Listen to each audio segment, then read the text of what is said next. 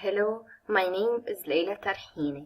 This section's lessons are present continuous, past continuous, present perfect, past perfect, present perfect progressive, past perfect progressive, simple future, future continuous, future perfect continuous. So in this section, I will complete explaining the tenses.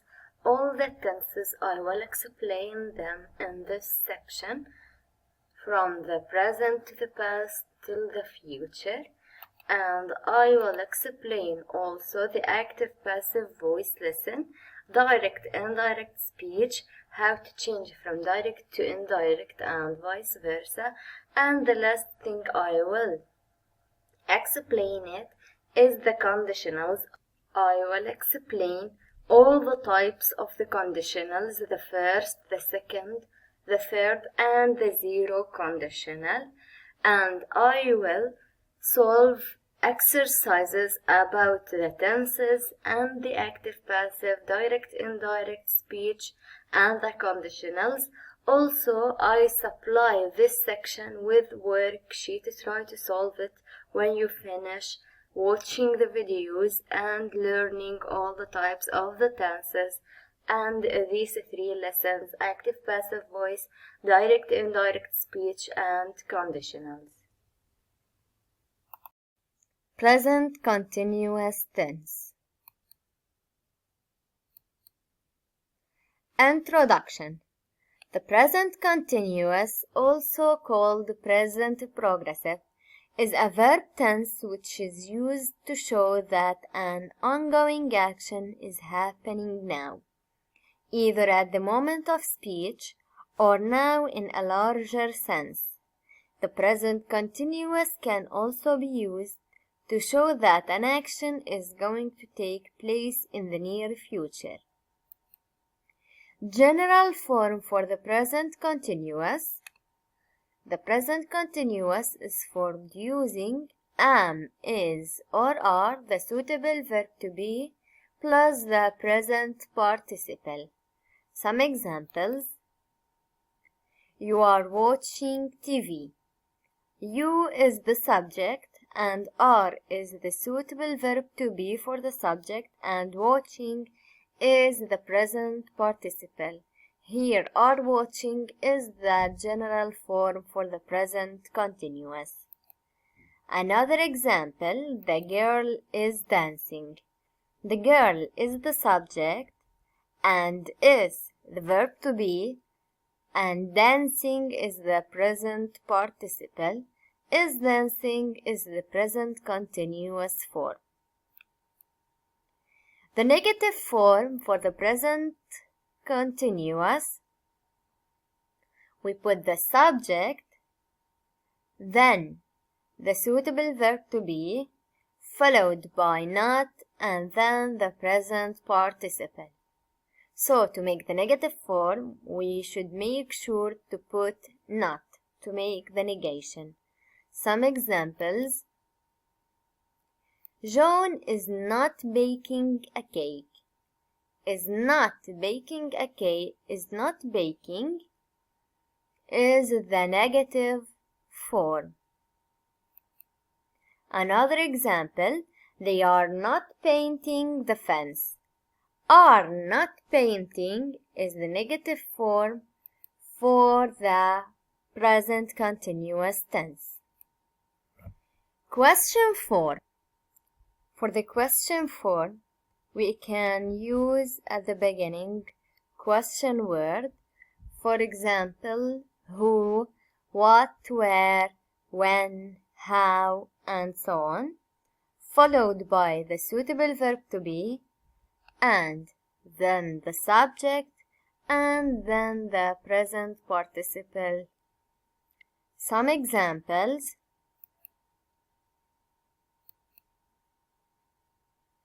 is Tony writing a book? Here we didn't use any of the question words. We put directly the verb to be is, and then the subject Tony, followed by the present participle form of the verb, which is writing.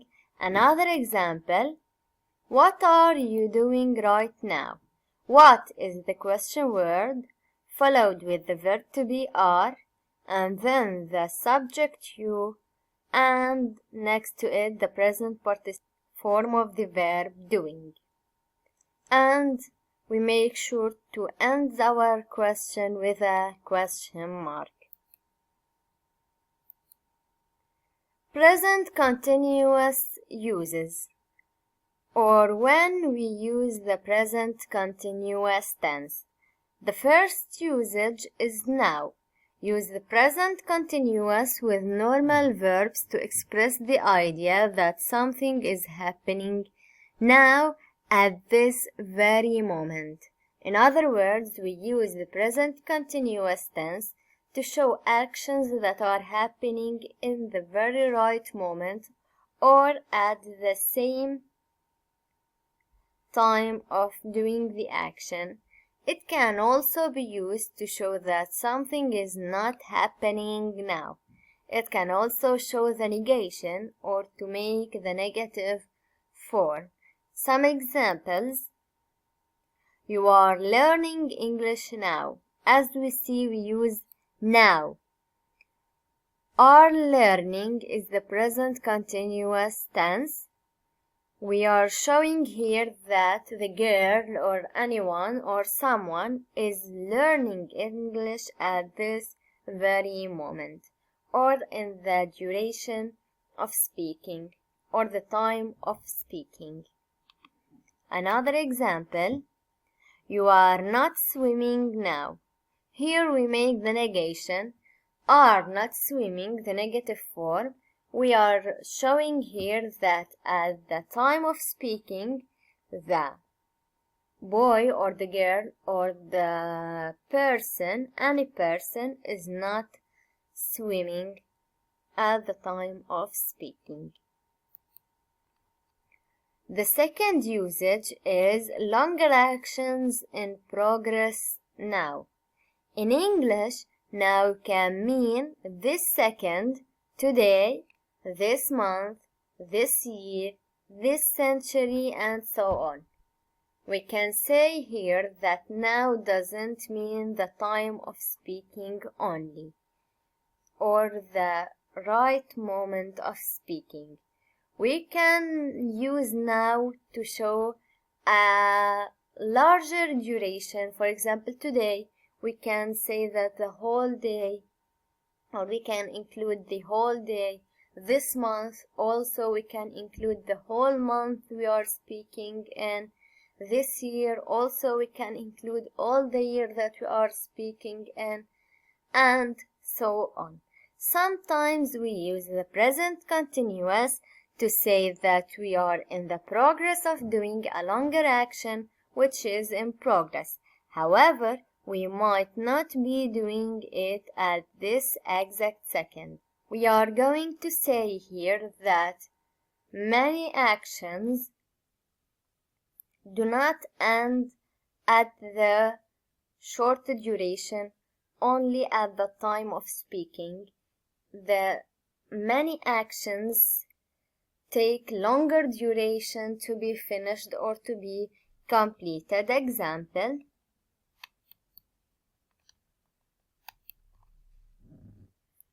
I am studying to become a doctor. Studying in its real meaning doesn't take a small duration to be completed or finished. In other words, it doesn't take one day or a few days or a few minutes to be completed. It is a process that takes many years to be completed. So studying, I am studying to become a doctor. I started studying and I am now still studying, and in the future I will be studying for more time to complete my studying lessons. Another example, I am not studying to become a dentist. Also the same way or the same meaning. I am not studying to become a doctor or dentist. Studying to become a dentist takes many years, so finishing it will not be in a few minutes or in a small duration. Also use for it present continuous tense to express it. The third usage is near future. Sometimes speakers use the present continuous to indicate that something will or will not happen in the near future. Example: I am meeting some friends after work. I didn't meet them yet, but I will meet them in the near future, so we use present continuous tense. Another example: I am not going to the party tonight. Tonight is a very near duration or a very near time, so we use a present continuous tense, I am not going, to express a near future duration or a near future expression of time. The fourth usage, repetition and irritation with always. The present continuous with the words such as always or constantly expresses the idea that something irritating or shocking often happens. Notice that the meaning is like simple present but with negative emotion. Remember to put the word always or constantly between be and verb plus ing. We put always or constantly between the verb to be and the present participle form of the verb. Example: she is always coming to class late. As we see, we put always between the verb to be and the present participle form. Another example: he is constantly talking. I wish he would shut up.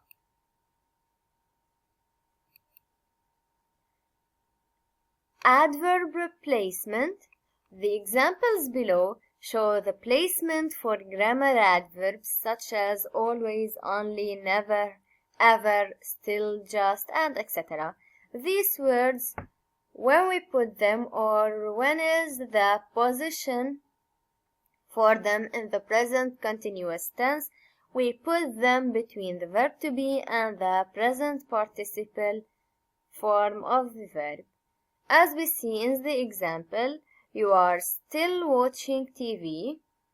Still is between the verb to be are and between watching. And the other example, are you still watching TV? In the question form, we put it after the subject. Now, how we choose the verb to be am, is, or are. For the subject I, we put the verb to be am. For you, in the singular, we put are. For he, she, it, the singular subjects, we put is. For we, you, and they, the plural subjects, we put are. And the present participle form of the verb is. The verb, and we put for it ing. Now,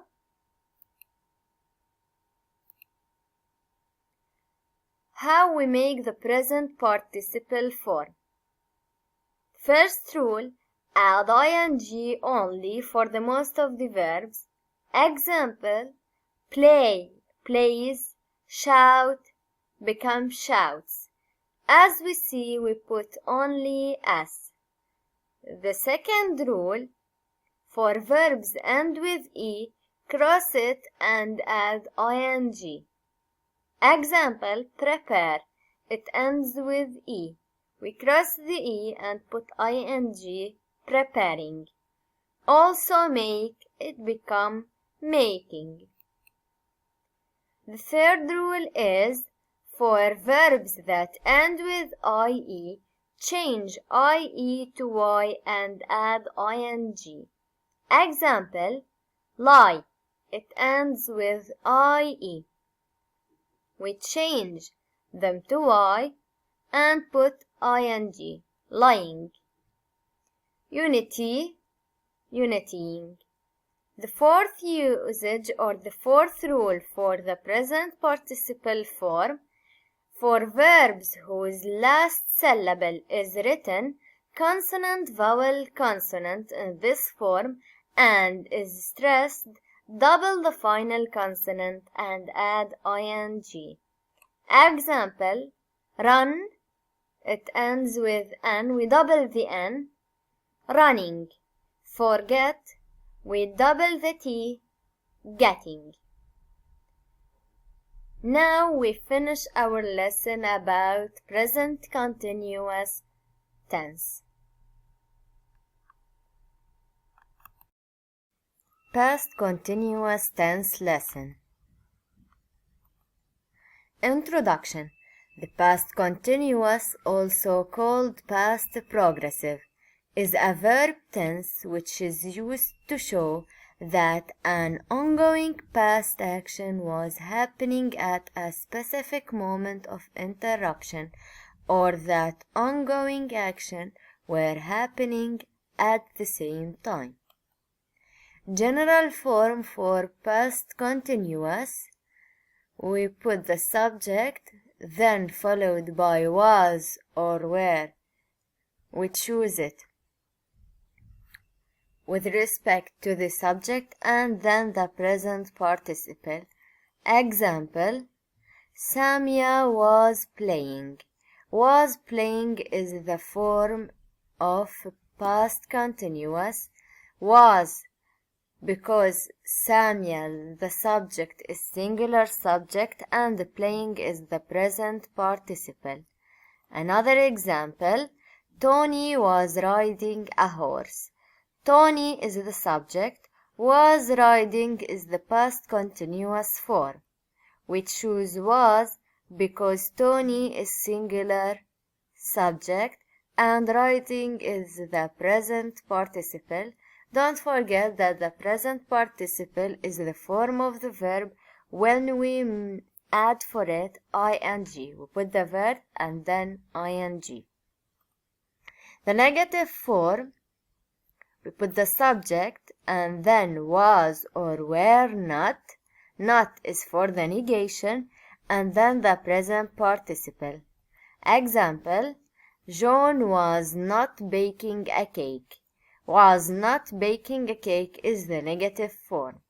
Another example, the boys were not playing football, and here were not playing is the negative form.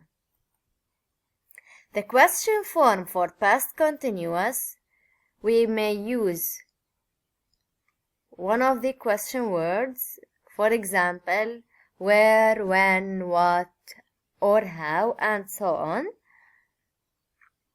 We put was or were, then the subject. Here we inverse the position between was and were and the subject.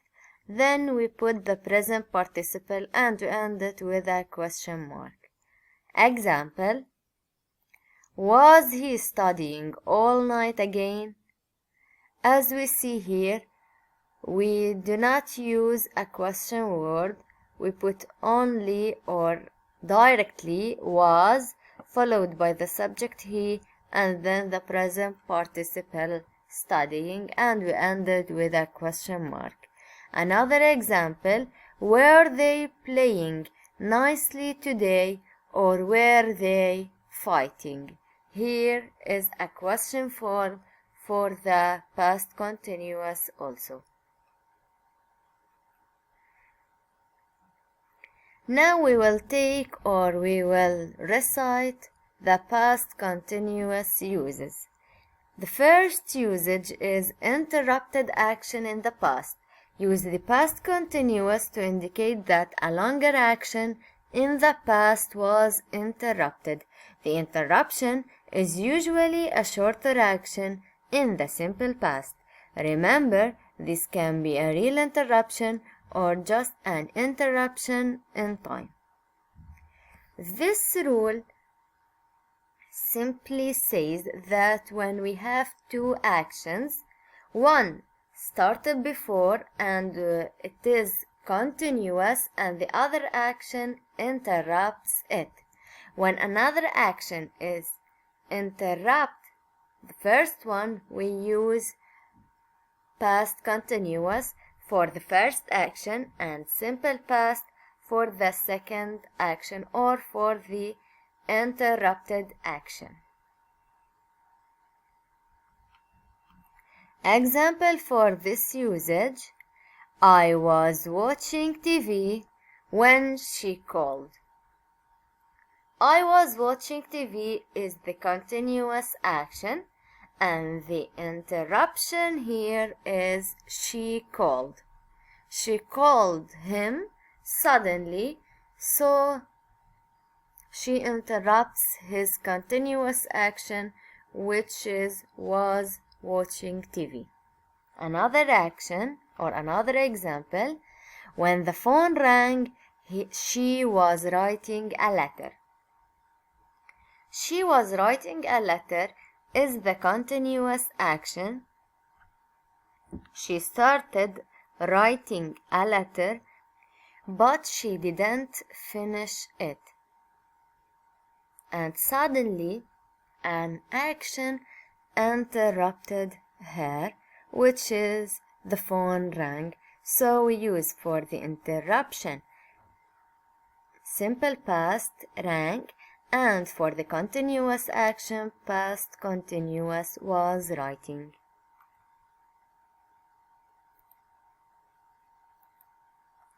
Another usage or the second usage: specific time as an interruption. You can also use a specific time as an interruption.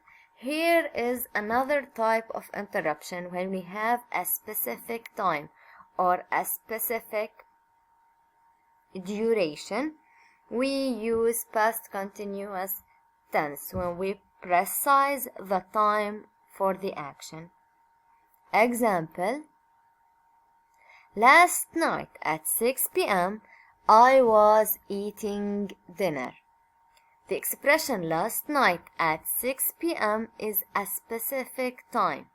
So, when we have such expression, we use past continuous form for the verb was eating. Another example: at midnight, we were still driving through the desert. At midnight is the specific time expression, so we use past continuous tense for the verb were driving. The third usage: parallel actions. When you use the past continuous with two actions in the same sentence, it expresses the idea that both actions were happening at the same time. The actions are parallel. Simply, when we have two actions happening at the same time or at the same moment, we use for both actions past continuous because the both actions are continuous and happening at the same time. Example: I was studying while he was making dinner. Both of us doing the action at the same moment, so we use for the two actions past continuous tense: was studying and was making. Another example: were you listening while he was talking? Here we have two actions, listening and talking, and both of these subjects or both of the members are doing the action at the same time. So we use past continuous tense. And the fourth usage is atmosphere. We often use a series of parallel actions to describe the atmosphere at a particular time in the past.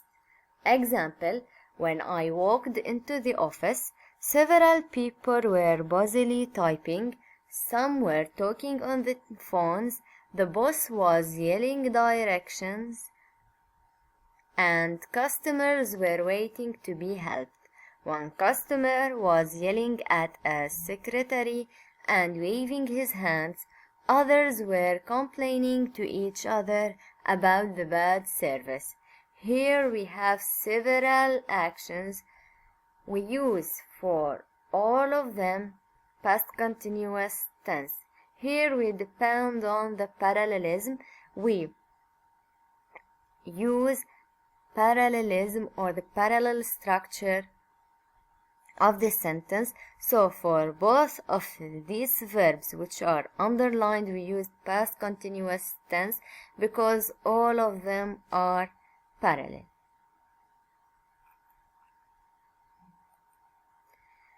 The fifth usage is repetition and irritation with always. The past continuous with words such as always or constantly expresses the idea that something irritating or shocking often happened in the past. Example, she was always coming to class late. Was always coming expresses the idea that something irritating or shocking often happened in the past. So we use past continuous tense, and always we put it between the verb to be and the present participle form of the verb. Another example, he was constantly talking, he annoyed everyone. Was constantly talking is an irritation with constantly. And finally, adverb placement. The examples below show the placement for grammar adverbs such as always, only, never, ever, still, just, etc. Such words, we put them or we locate them between verb to be and the present participle. Example, you were just studying when she called. Were just studying, we put a just between them. The second example, were you just studying when she called? In the question form, we put such words after the subject and before the present participle. Present perfect tense.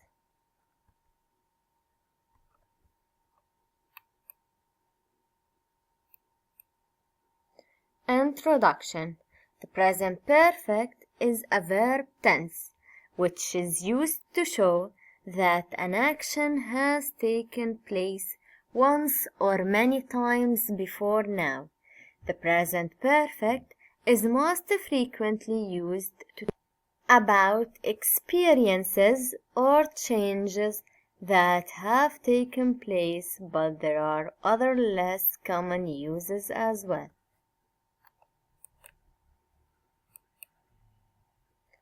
The general form.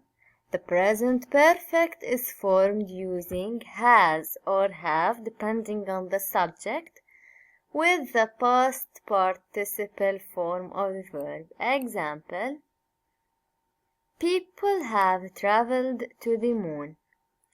Have traveled is the general form or the present perfect form.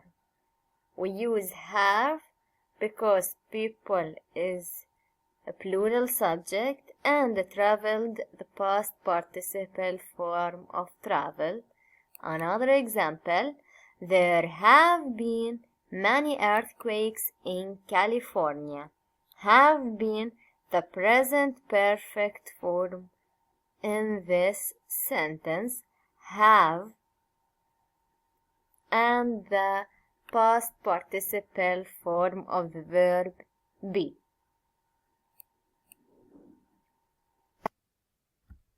Negative form of the present perfect. We put the subject followed with have or has, and then not to make the negation, and the past participle form of the verb. Some examples.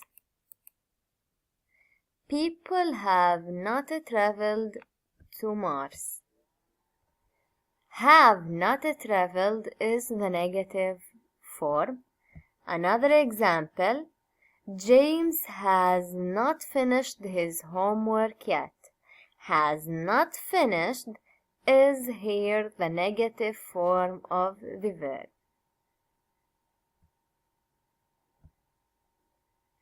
The question form for the present perfect, we may use question word, for example, what, when, where, how, and so on.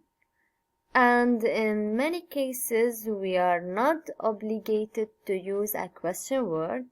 We can only put the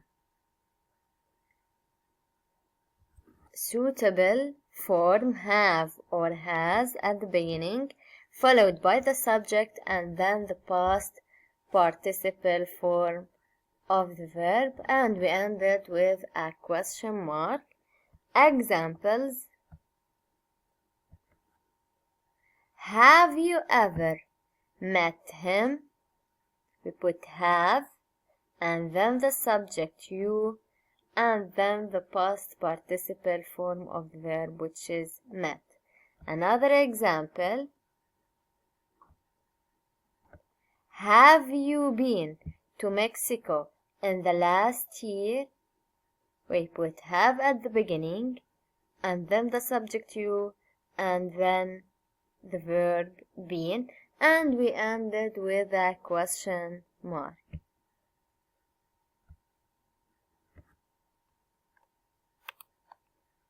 Present perfect tense uses. The first uses is unspecified time before now. We use the present perfect tense to say that an action happened at an unspecified time before now. We use the present perfect tense when we want to talk about actions happened in the past but in unspecific time. The exact time is not important. You cannot use the present perfect with specific time expressions such as yesterday, 1 year ago, last week, when I was a child, when I lived in Japan, at that moment, that day, one day, and etc. These expressions, when we found them in the sentence or when we find them in the sentence, we cannot use present perfect tense because they express a specific time. We can use the present perfect with unspecific expressions such as ever, never, once, many times, several times, before, so far, already, yet, and etc. These expressions are unspecific. We use present perfect tense with them. Some examples: I have seen that movie 20 times. 20 times show an unspecific expression or the duration of time, but it shows to us that this action happened in the past but in unspecific time. So we use present perfect tense, have seen. I have seen that movie.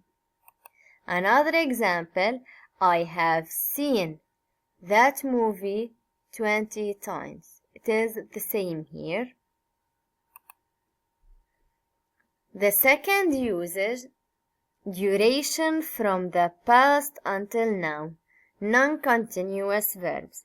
With non-continuous verbs and non-continuous uses of mixed verbs, we use the present perfect to show that something started in the past and has continued up till now. For 5 minutes, for 2 weeks, and since Tuesday. These expressions, when we found them in the sentence or when we find them in the sentence, we use the present perfect tense, are all durations which can be used with the present perfect tense. Some examples. I have had a cold for 2 weeks. We have the expression for 2 weeks, so we use a present perfect tense, have had. Another example, Mary has loved chocolate since she was a little girl. Since she was a little girl is an expression which we mentioned in the previous usage. So we use a present perfect tense for the verb, has loved. And finally, adverb placement. The examples below show the placement for grammar adverbs such as always, only, never, ever, still, just, and etc. These words we will show when we put them in the sentences when we use a present perfect tense or their location in the sentence. The first example, you have only seen that movie 1 time. When we use the main form, we put such words between the verb have or has and between the past participle form of the main verb. When we have a question form, we put such words before or after the subject and before the main verb in the past participle form. As we see, have you only seen that movie 1 time? And now we can say that we finished the present perfect tense lesson.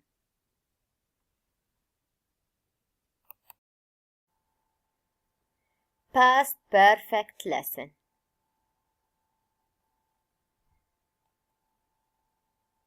Introduction. The past perfect is a verb tense which is used to show that an action took place once or many times before another point in the past. The general form for past perfect. The past perfect is formed using had with the past participle.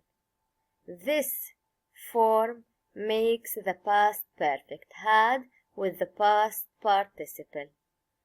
Example number 1.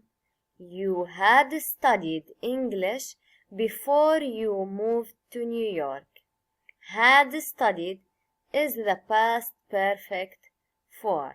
Had and followed with the past participle studied.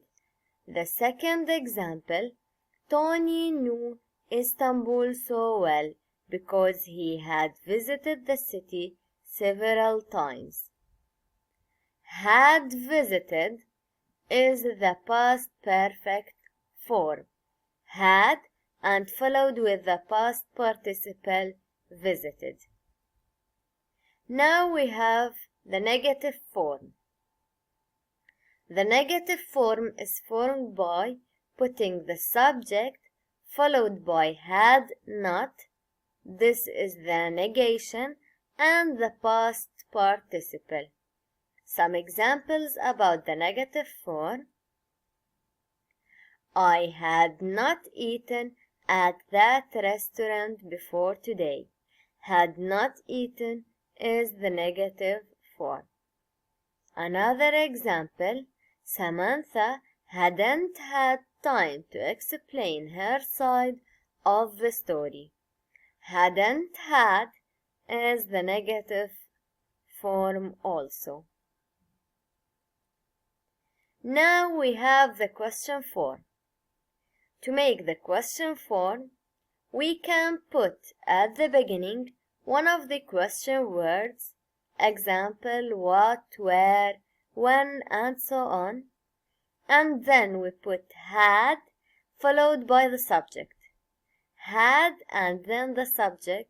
Here we exchange the position between had and the subject, and we put the past participle and we end it with a question mark. Some examples about the question form.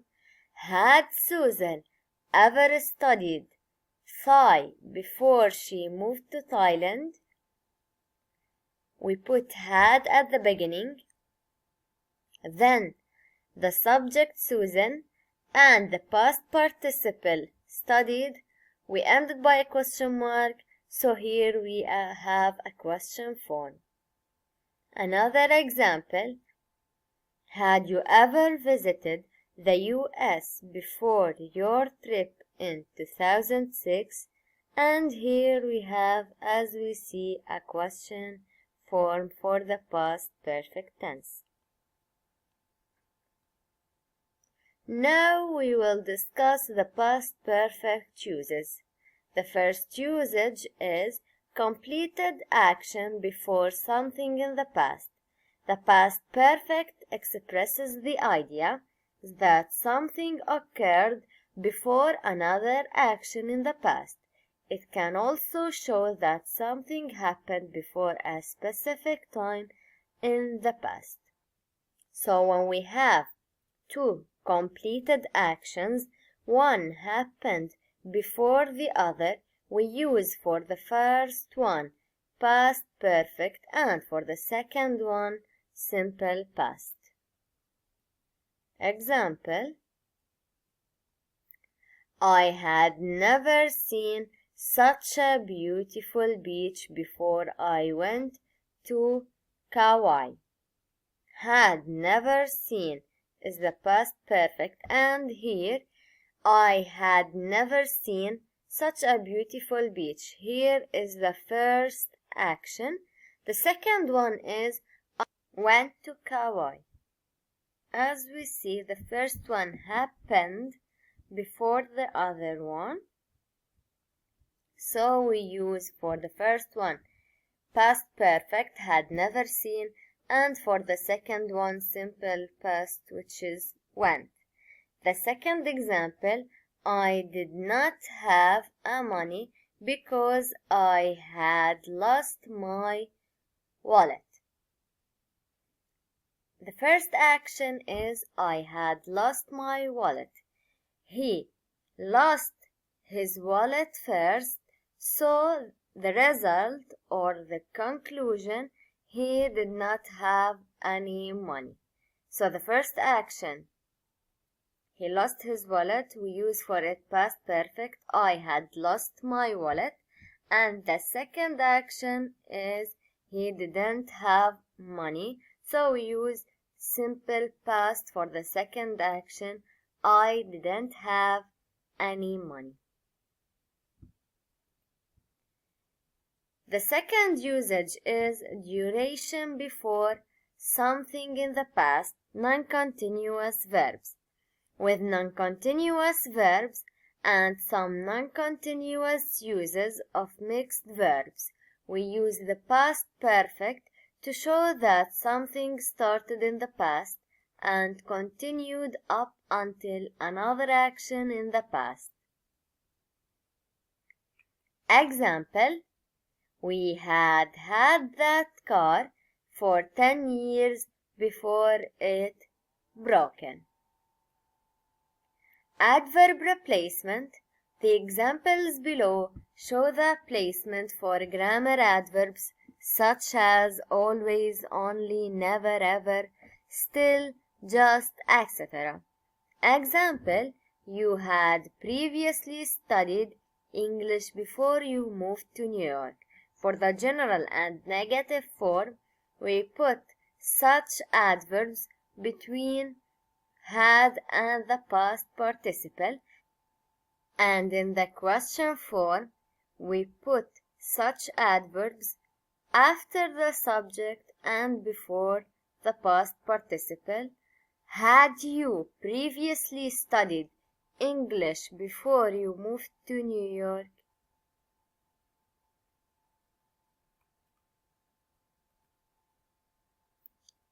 Thank you for watching this video.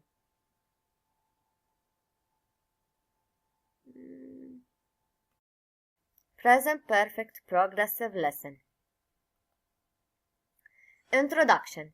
The present perfect continuous, also called present perfect progressive, is a verb tense which is used to show that an action started in the past and has continued up to the present moment. The present perfect continuous usually emphasizes duration, or the amount of time that an action has been taking place. General form for the present perfect continuous. The present perfect continuous is formed using has or have, depending on the subject, with been and the present participle of the verb. We put have or has with been and the present participle. Some examples: we have been waiting here for over 2 hours. Have been waiting is the general form. We put have because the subject is we, plural subject, and been and waiting is the present participle of the verb wait. We put ing for the verb. Another example: Mary has been feeling a little depressed. Has been feeling is the general form. We put has because Mary is singular subject. Now we will talk about the negative form. We make the negative form by putting the subject with have or has not plus been plus the present participle form of the verb. Example: Lisa has not been practicing her English. Has not been practicing is the negative form. Another example: you have not been waiting here for 2 hours. Have not been waiting is the negative form. Now the question form. We make the question form by adding one of the question words. Here, the question word is not obligatory. In some cases we put a question word and in other cases we do not put it. After the question word we put have or has, then the subject, then been, and finally the present participle with the question mark. Example about the question form: what have you been doing for the last 30 minutes? What is the question word. We reverse the position between have and the subject to make the inversion. What have you and then been doing to complete the form. Another example: have you been exercising lately? Have, we put it at the first, then the subject you, and then been exercising, and we ended with the question mark. Present perfect continuous uses. The first usage is duration from the past until now. We use the present perfect continuous to show that something started in the past and has continued up until now. For 5 minutes, for 2 weeks, and since Tuesday, all durations which can be used with the present perfect continuous. Some examples about this usage. They have been talking for the last hour. For the last hour is a duration that can be used with the present perfect continuous, so we put have been talking, the general form for the present perfect continuous. Another example, he has been working at that company for 3 years. For 3 years also is a duration that can be used with the present perfect continuous, so we put has been working, the general form for the present perfect continuous. The second usage is recently, lately. You can also use the present perfect continuous without a duration, such as for 2 weeks. We can use the present perfect continuous when we do not have a duration, such as for 2 weeks. Without the duration, the tense has a more general meaning of lately. We often use the words lately or recently to emphasize this meaning. So when we found lately or recently in the sentence, they are indications or keywords that we should use the present perfect continuous tense. Example, recently I have been feeling really tired. Here we have recently, so we use the present perfect continuous have been feeling. She has been watching too much television lately. Lately is an indication to use the present perfect continuous, so we use the general form has been watching. Adverb placement. The examples below show the placement for grammar adverbs such as always, only, never, ever, still, just, and etc. Such words we put them between have or has and been, and in the question form we put such words after the subject and before been. As we see in the example, you have only been waiting here for 1 hour. We have here a general form. We put only between have and been. And in the second one, we have a question form. Have you only been waiting here for 1 hour? We put only between you and been. And here we reached the end of our lesson. Past perfect progressive lesson. Introduction. The past perfect continuous, also called past perfect progressive, is a verb tense which is used to show that an action started in the past and continued up to another point in the past. General form. The past perfect continuous is formed using had plus been plus present participle. It is the general form, it is standard. We put have plus been and then the present participle of the verb, which is we put the verb and we add for it ing. Example, go, going, wait, waiting. Some examples about the general form. James had been teaching at the university for more than a year before he left for Asia.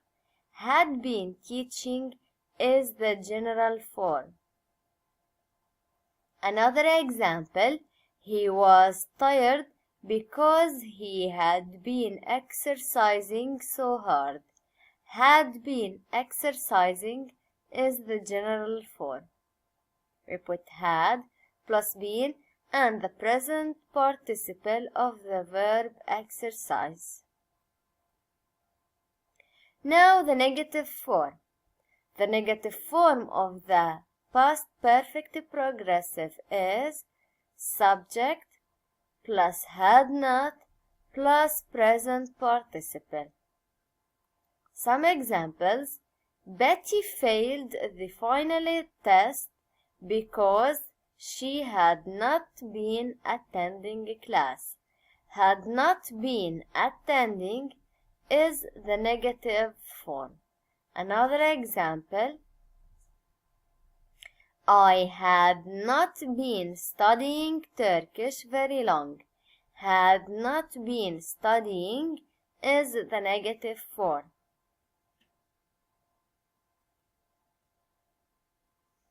The question form is, we use one of the question words when it is necessary, then we put had plus the subject and the present participle and we end it with a question mark. Some examples. How long had you been waiting to get on the bus? Here the question word is how. We use how long and then we put had, then the subject you, then been and the present participle of the verb wait, and we end the question with a question mark. Another example. How long had you been studying Turkish before you moved to Ankara? Also here we use the question word how, and we put had, then you the subject, then been, studying, to complete the question form. Past perfect continuous uses. The first usage is duration before something in the past. We use the past perfect continuous to show that something started in the past and continued up until another time in the past, for 5 minutes and for 2 weeks. These durations shows that we should use past perfect continuous. Are both durations, so for 5 minutes and for 2 weeks are both durations which can be used with the past perfect continuous. Notice that this is related to the present perfect continuous. However, the duration does not continue until now. It stops before something else in the past. Some examples about this usage.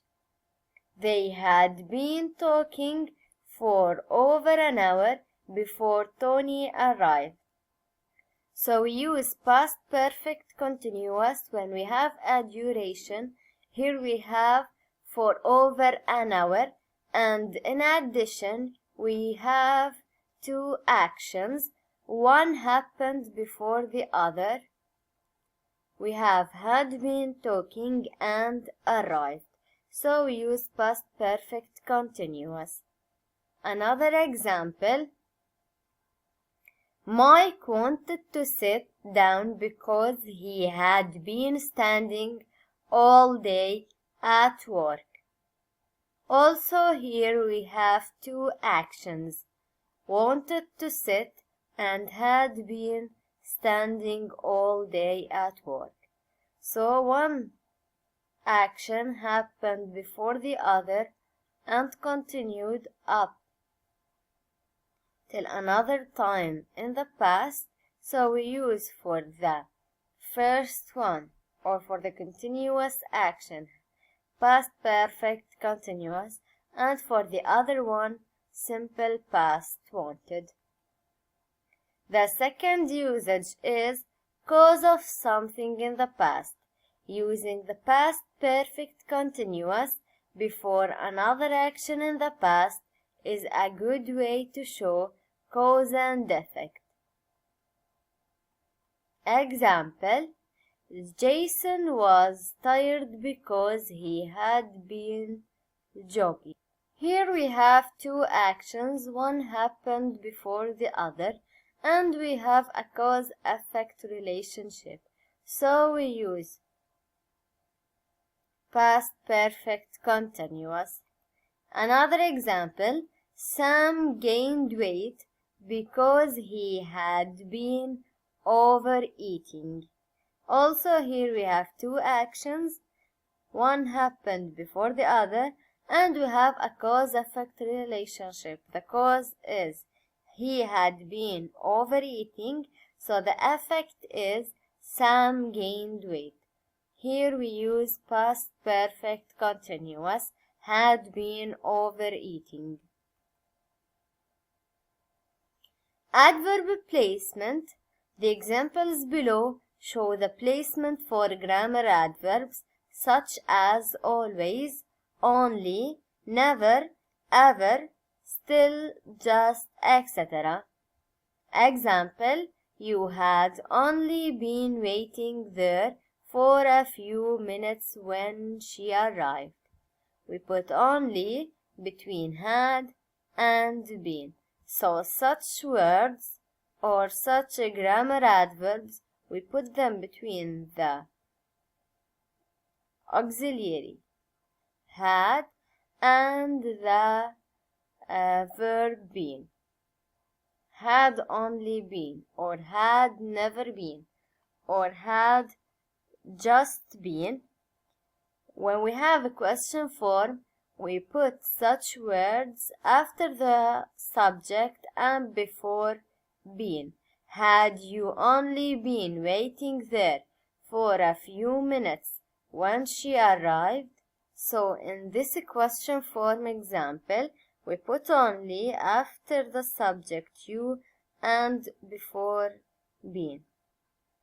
Here we finished our lesson, which is past perfect progressive tense.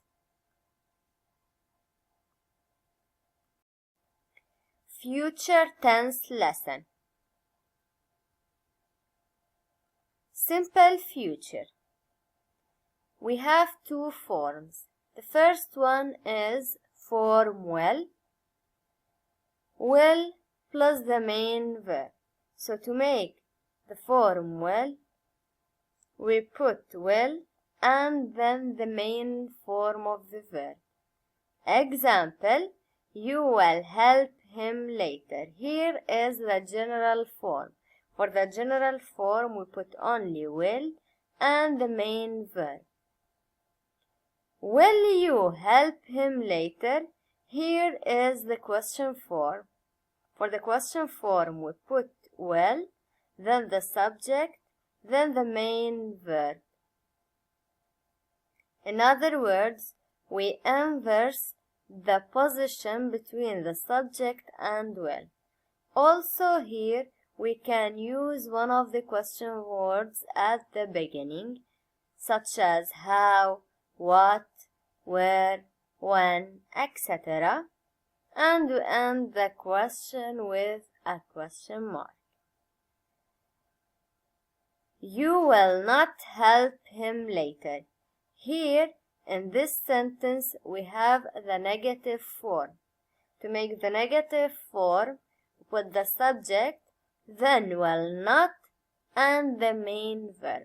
So we use not after will to make a negative form in the future tense.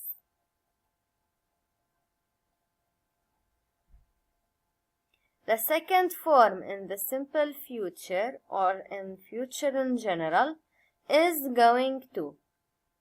The general form for going to is am, is, or are, verb to be, plus going to, plus the main verb. So going to is preceded always by one of the verb to be forms am, is, or are, depending on the subject. When we have I, we use am. When we have singular subject, we use is. And when we have a plural subject or the pronoun you, we use are. Here's some examples. You are going to meet John tonight. Here is the general form.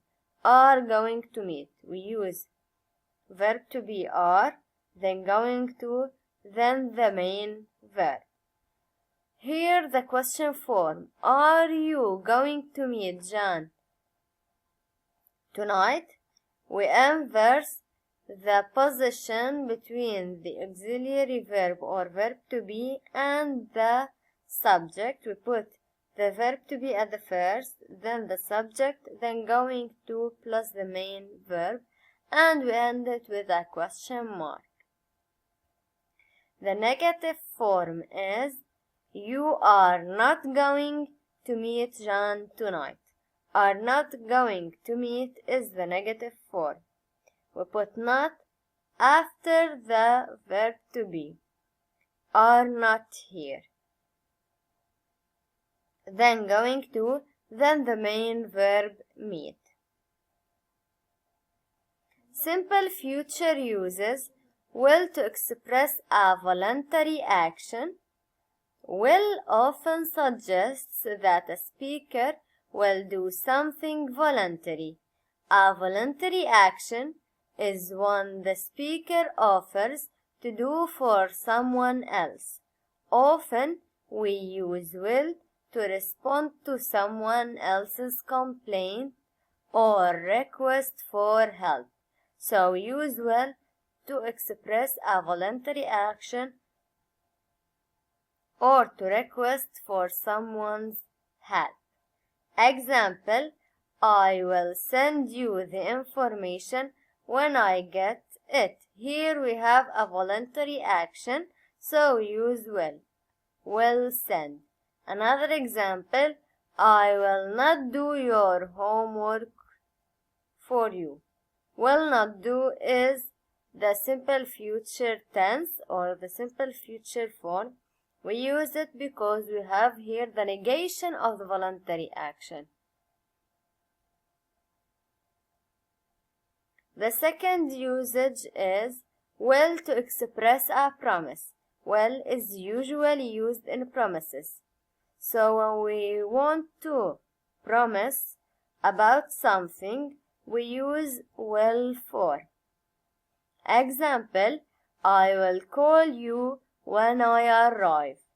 Another example, don't worry, I'll be careful. Also here we use will plus the verb be, the main form of the verb, which is be. The third usage is be going to express a plan. Be going to expresses that something is a plan. It expresses the idea that a person intends to do something in the future. When you are planning to do something in the future, so to express it, you use be going to for. Example, he is going to spend his vacation in Hawaii. He is planning to spend his vacation in Hawaii, so he used be going to. Is going to spend his vacation in Hawaii. Another example, I am going to be an actor when I grow up. Also here we have a plan. The speaker is saying that he is going to be an actor when he grow up, so he used be going to for. The fourth usage is will or be going to express a prediction. Both will and be going to can express the idea of a general prediction about the future. Predictions are guesses about what might happen in the future. So when we have a prediction about something will or will not happen in the future, we can use will form or be going to form. We can use both of the forms. Example, the year 2022 will be a very interesting year. We use will be. Also, we can use the year 2022 is going to be a very interesting year. Thank you. This is the end of our simple future lesson. Future tense lesson. Future continuous. Form will. The future continuous or the general form for the future continuous is will plus be plus present participle.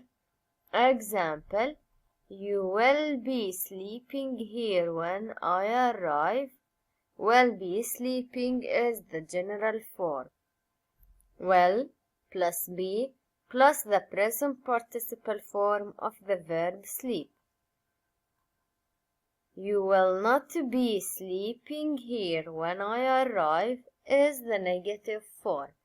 For the negative form in the future continuous, we put will not, then be, then the present participle. For the question form, will you be sleeping here when I arrive? So we exchange the position of will and the subject, and then we put be and the present participle. Also here we can use one of the question words at the beginning of the question. Form going to.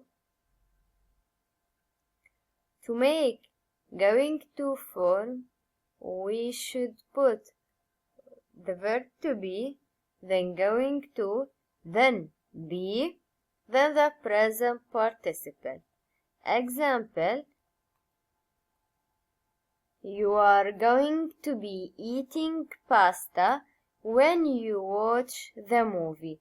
Are going to be eating is the future continuous form of going to.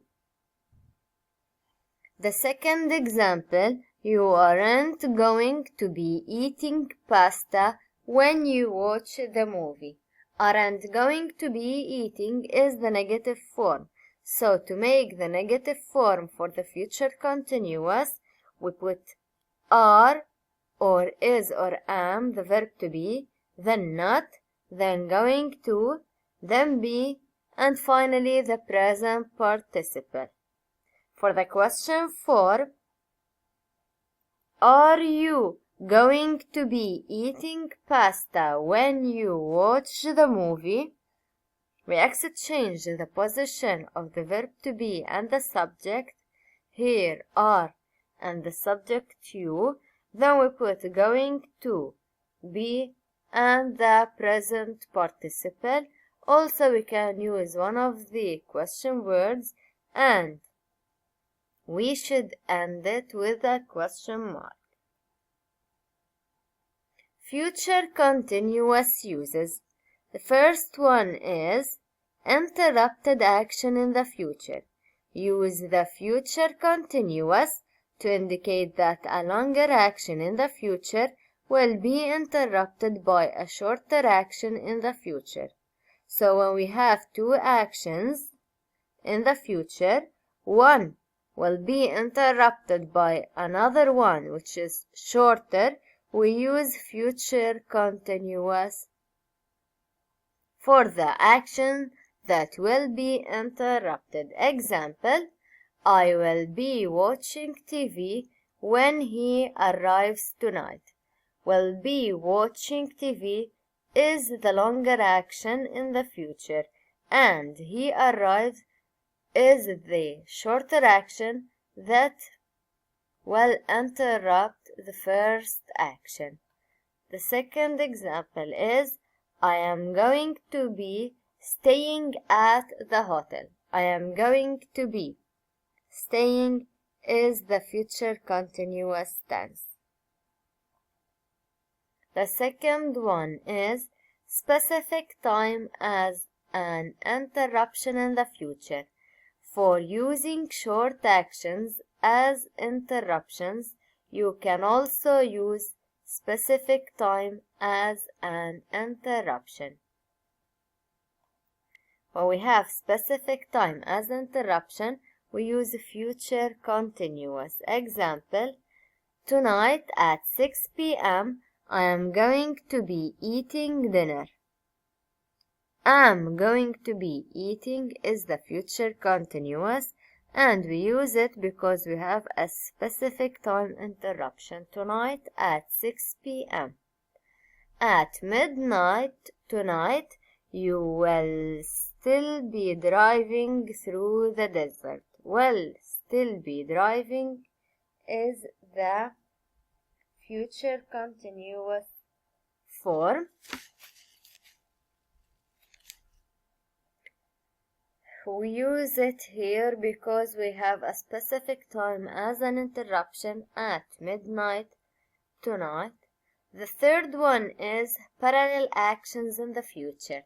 When you use the future continuous with two actions in the same sentence, it expresses the idea that both actions will be happening at the same time.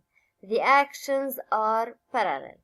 When we have two actions happening at the same time and expresses the same idea, or that both actions will be happening at the same time, so we use for both of them future continuous tense. Example, I am going to be studying and he is going to be making dinner.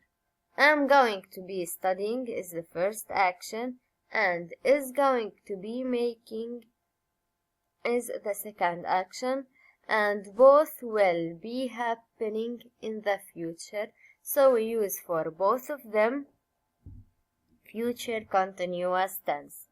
The second example is while Ellen is reading, Tim will be watching television. Will be watching is the future continuous tense. The fourth one is atmosphere in the future. We often use a series of parallel actions to describe atmosphere at a specific point in the future. When we have a lot of actions are happening in the same sentence or describe the same atmosphere at a specific point or at a specific time, we use for all the actions the same tense, and here we use future continuous tense depending on the rules of parallelism or parallel structure. Example, when I arrive at the party, everybody is going to be celebrating. Some will be dancing, others are going to be talking. A few people will be eating pizza, and several people are going to be drinking beer. They always do the same thing. So the bolded actions or the bolded forms of the verb show an actions or things that have the same atmosphere at a specific time in the future. So we use for all the bolded and underlined actions future continuous tense. Thank you for watching this lesson. This is the end of our lesson, which is future continuous tense. Future perfect lesson. Form will. The general form is will have plus the past participle. Example, I will have finished this book. Will have finished is the general form. We put will plus have plus the past participle. Here we have the past participle of the verb finish. For the negative form, example, I will have not finished this book. So we put will plus have not plus the past participle. We use not for the negation. For the question form, will you have finished this book? We exchange the position between will and the subject. Here the subject is you. We put will, then the subject, then have, then the past participle form of the verb, and we end it with a question mark. Form going to is, we put verb to be am, is, or are, plus going to have, plus the past participle. Example, we are going to have met Julia. Are going to have met is the general form. We put the verb to be are, then going to, then have, and then the past participle form of the verb met. For the negative form, we are not going to have met Julia. We put not after the verb to be to make the negation. Put the verb to be, then not, then going to, then have, then the past participle.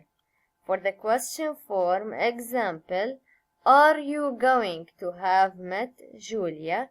So we put at the first or at the beginning the verb to be, then the subject, then going to have, then the past participle form of the verb, and we end it with a question mark. Future perfect uses. The first one is for completed action before something in the future. The future perfect expresses the idea that something will occur before another action in the future. It can also show that something will happen before a specific time in the future. When we have a specific occasion or a specific action and something happened before it, we use future perfect. And also when we have a specific time in the future and an action will happen before it, we use for the action future perfect. Example, by next November, I will have received my promotion. Will have received is the future continuous, and we use it because we have a specific time by next November. The second example is, I am not going to have finished this test by 3 o'clock. By 3 o'clock is a specific time in the future, so we use for the action will happen before it future perfect. I am not going to have finished. The second one is duration before something in the future, non-continuous verbs. With non-continuous verbs, we use the future perfect to show that something will continue up until another action in the future. Example, I will have been in London for 6 months by the time I leave. Here we have something or an action that will continue up until another action in the future, so we use future perfect. Another example, by Monday, Susan is going to have had my book for a week. Also here we use future perfect, is going to have had. Thank you for watching this lesson. This is the end of our lesson, Future Perfect Tense. Future Perfect Continuous Lesson. Form will. We put will plus have been plus present participle. The present participle form is adding ing for the verb. Example, wait, waiting, sleep, sleeping. Some examples about will form. In November, I will have been working at my company for 3 years.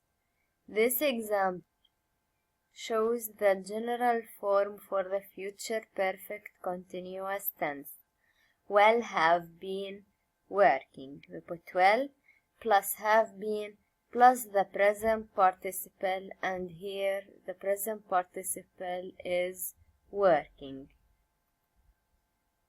The second example, in November, I will not have been working at my company for 3 years.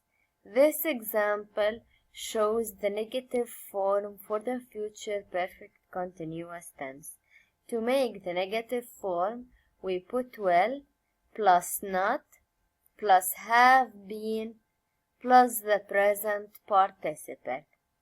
And the last example is, in November, will you have been working at your company for 3 years? To make the question form, we exchange the position between the subject and will, and we keep all the things in its normal position, and we end the question form with a question mark. Now form going to. To make going to form, we should put at the first am, is, or are, the verb to be form in the present, plus going to, plus have been, plus the present participle. Some examples about going to form. At 5 o'clock, I am going to have been waiting for 30 minutes. This example shows the general form for going to. We put one of the verb to be forms, and here we put am because the subject is I, then going to, then have been, and the present participle waiting. The second example shows the negative form for going to. At 5 o'clock, I am not going to have been waiting for 30 minutes. Am not going to have been waiting is the negative form for going to. We add not after the verb to be to make the negative form. And the third example shows the question form. At 5 o'clock, are you going to have been waiting for 30 minutes? To make the question form, we exchange the position between verb to be and the subject, and we keep all the things in its position. We end the question form with a question mark. Now we will talk about future perfect continuous uses. The first usage is duration before something in the future. We use the future perfect continuous to show that something will continue up until a particular event or time in the future. For 5 minutes, for 2 weeks, and since Friday are all durations which can be used with the future perfect continuous. So, we use the future perfect continuous when we have a continuous action, but this action will happen in the future. It is not happening now, and it wasn't happening in the past, but it will happen in the future. So we use the future perfect continuous tense. Example: they will have been talking for over an hour by the time Thomas arrives. Will have been talking is the future perfect continuous form. We use the future perfect continuous because the group of people are talking for over an hour. This action is not an action that happens quickly. It is not an action that happened in the past or happening right now, but it will happen in the future. So we use future perfect continuous. Another example: how long will you have been studying when you graduate? Graduation also take few years to be completed, but here the subject that we are talking about is not a person that graduated in the past or graduates right now, but this person will graduate in the future, and this graduation will take a few years to be completed, so we use future perfect continuous. The second usage is cause of something in the future. Using the future perfect continuous before another action in the future is a good way to show cause and effect. So we use a future perfect continuous when we have two actions. One will happen before the other, and they have a cause-effect relationship between others. So we use for the first one future perfect continuous. Example: Jason will be tired when he gets home because he will have been jogging for over an hour. So we have two actions: will be tired and will have been jogging. But will be tired is the effect for being jogging for over an hour. So we have the cause will have been jogging and the effect will be tired. So we use for the first one, which is the cause, future perfect continuous, will have been jogging. Now we have a note. This note is not only for future perfect continuous, but for all future tenses. We have to remember that no future in time clauses.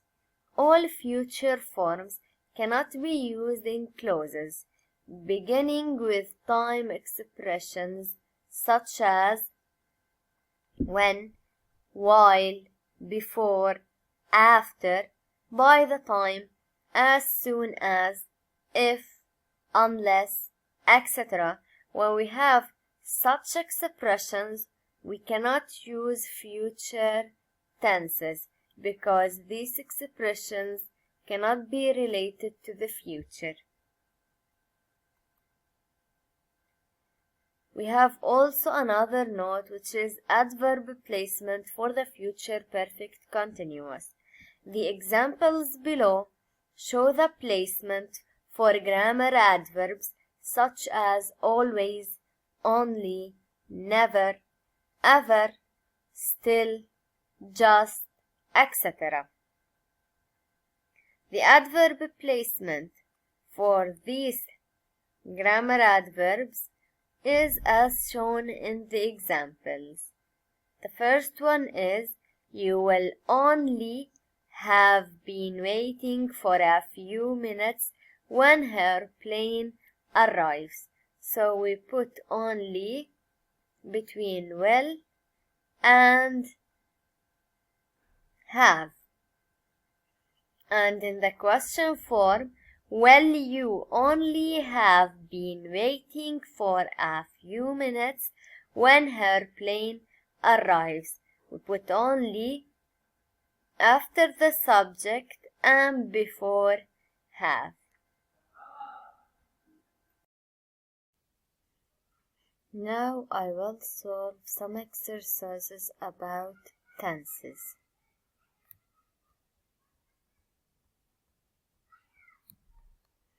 Using the words in parentheses, complete the text below with the appropriate tenses. So we have to complete the sentences with the appropriate tense of the verb in brackets. Sentence number 1. You look really great. You work out at the fitness center recently.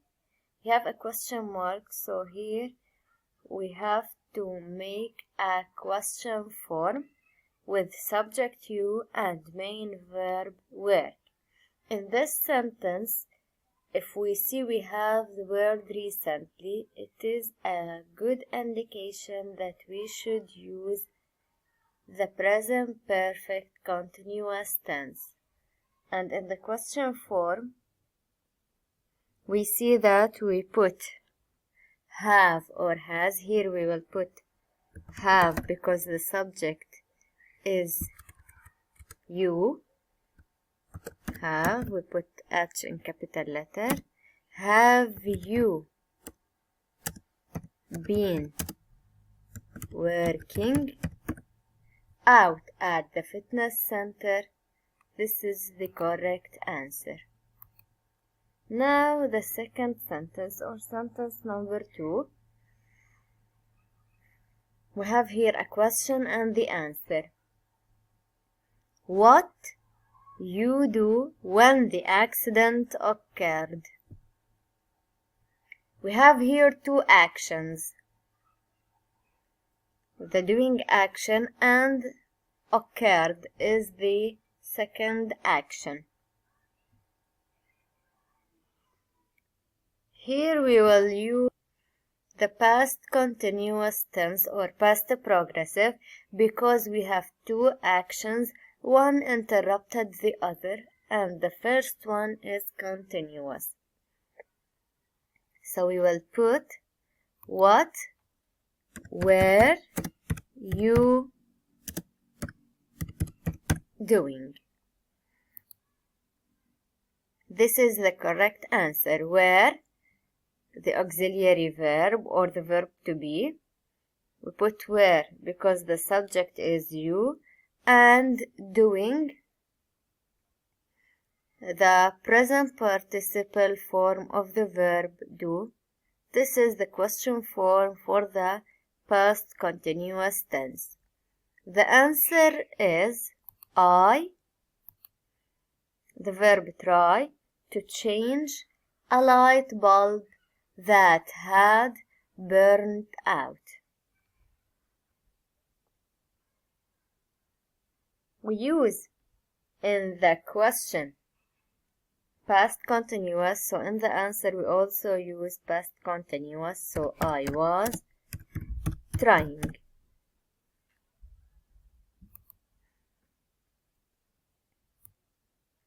Now sentence number 3. I, the verb have, the same car for more than 10 years. I am thinking about buying a new one. for more than 10 years, it is an indication that we should use present perfect tense. This is an action that happened in the past but in unspecific time. So, have,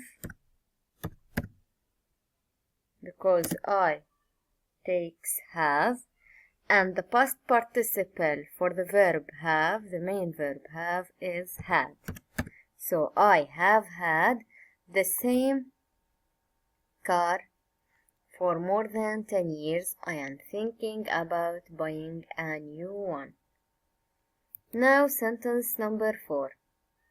If we have snow this weekend, we go skiing near Lake Tahoe. So here we will put if it is snowing, a continuous action. We use the present continuous. And here we will use the future tense, simple future. We will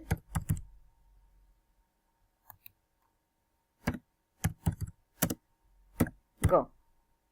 If it is snowing this weekend, we will go skiing near Lake Tahoe. Sentence number 5. We have here also a question and the answer of it. What do you call people who work in libraries?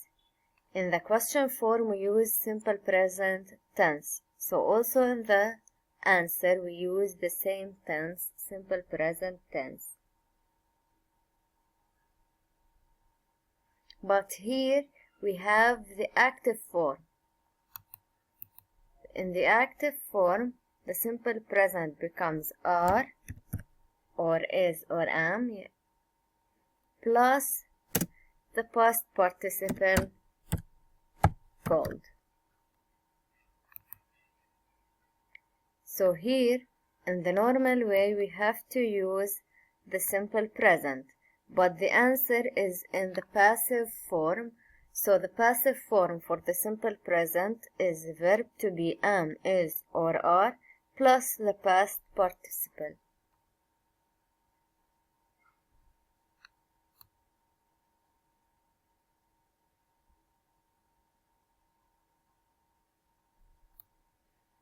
Now sentence number 6.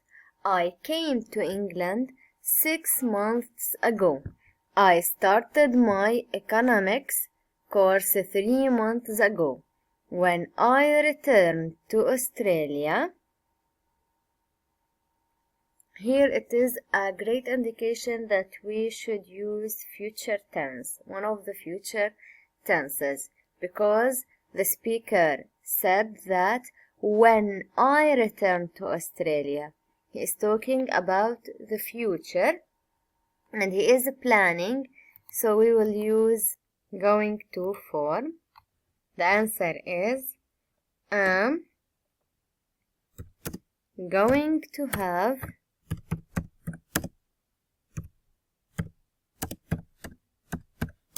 been studying.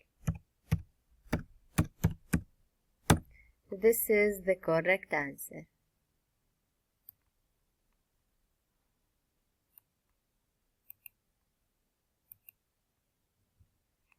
For 9 months, and I also am going to have been in England for exactly 1 year.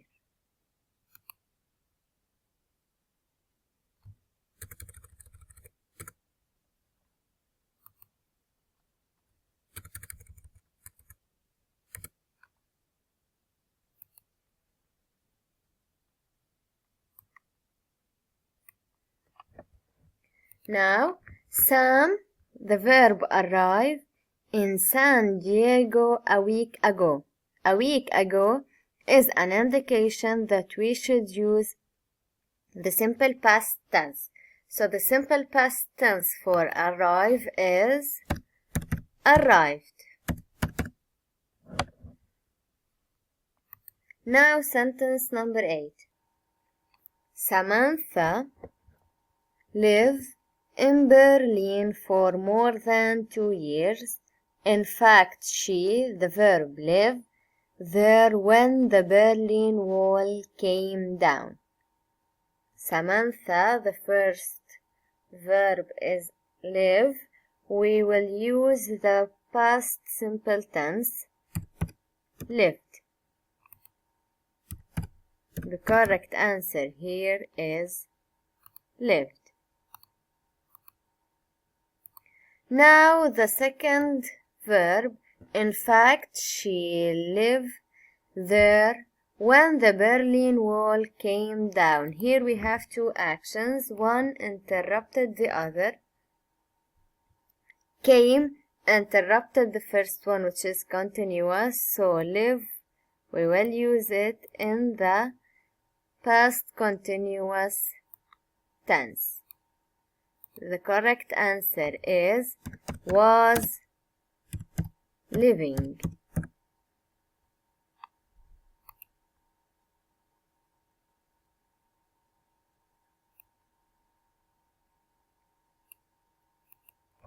Sentence number 9.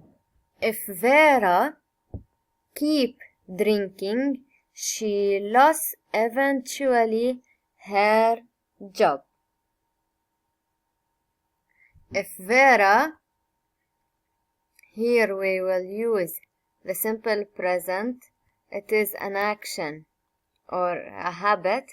It is a usual habit. So Vera is singular subject, so we put as for the verb keeps. If Vera keeps drinking, she, here we will use the future tense.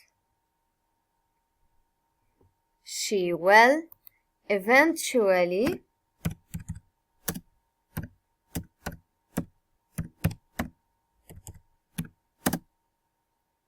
lost her job. The form for will is we put will and then the main form of the verb, but here we have eventually, so we put it between will and the main verb. Sentence number 10. The Maya established a very advanced civilization in the jungles of the Yucatan. However, their culture disappeared virtually. This is the verb by the time Europeans first arrived in the world. The second verb.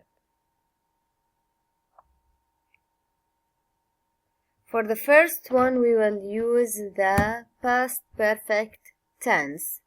Had virtually disappeared. Had virtually disappeared. This is the correct answer. And for the second one, we will use simple past tense, arrived. This is the correct answer.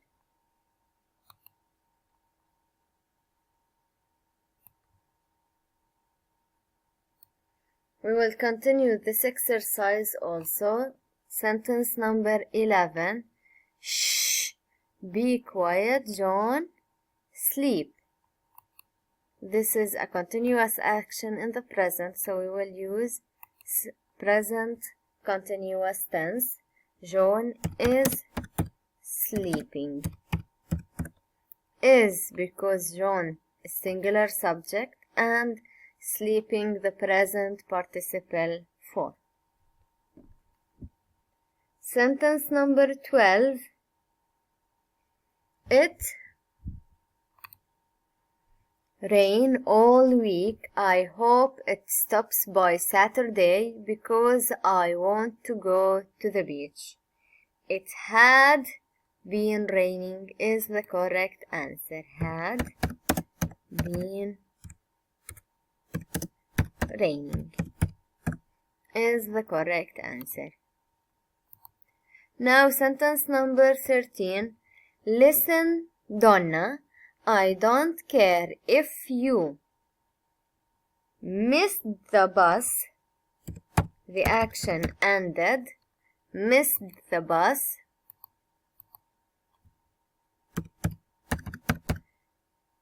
This morning. He said, if you missed the bus this morning, you have been late to work too many times. Now we will continue solving this exercise. We are in sentence number 13. Listen, Donna. I do not care if you missed the bus this morning. You have been late to work too many times. So the correct answer, have been.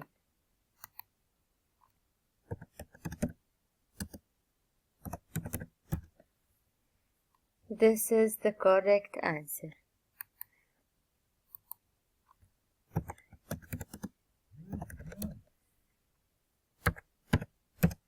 The correct answer is have been. Now sentence number 14. I am sick of rain and bad weather. Hopefully when I work is the verb, or when we walk the verb. Up tomorrow morning the sun. Here we will use the first conditional. When we woke up, simple present. We put woke without us because we is plural. When we woke up tomorrow morning, the sun will. For the second conditional, we use the future tense, will be shining. We use will be shining because the action is continuous. This is the correct answer. And the last sentence, I have not traveled much yet. However, I visit is the verb, the Grand Canyon and San Francisco by the time I leave the United States. I will have visited is the correct answer. Will have visited. This is the correct answer. And here we finished solving this exercise.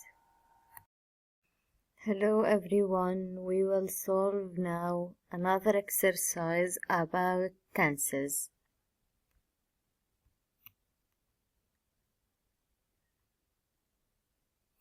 Complete below with the appropriate tenses.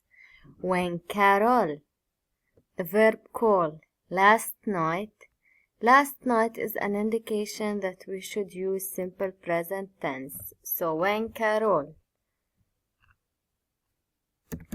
called me, or when Carol called last night, I, the verb watch, my favorite show on television. Here we have when. It is an indication that we have two actions, one interrupted the other. So for the second one we will use past progressive. So I was watching. I use was because the subject is I, and watching the present participle. So when Carol called me last night, I was watching my favorite show on television. Sentence number 2. I work is the verb for this company for more than 30 years. We have for more than 30 years. It is an indication that we should use present perfect continuous. So I have been working is the correct answer. Have been working for this company for more than 30 years.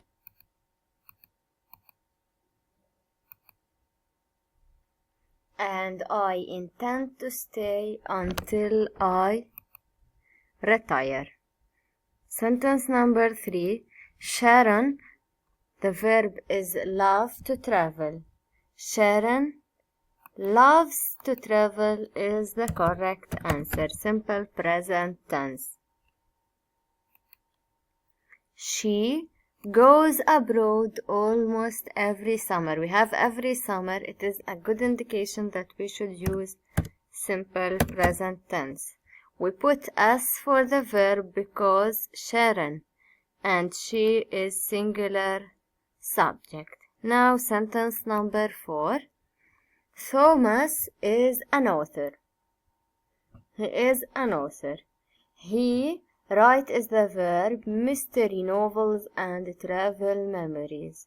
Also, we will continue by using the simple present. Thomas is an author is in the simple present. So also he writes. We put us because the subject he singular. Mystery novels and travel memories.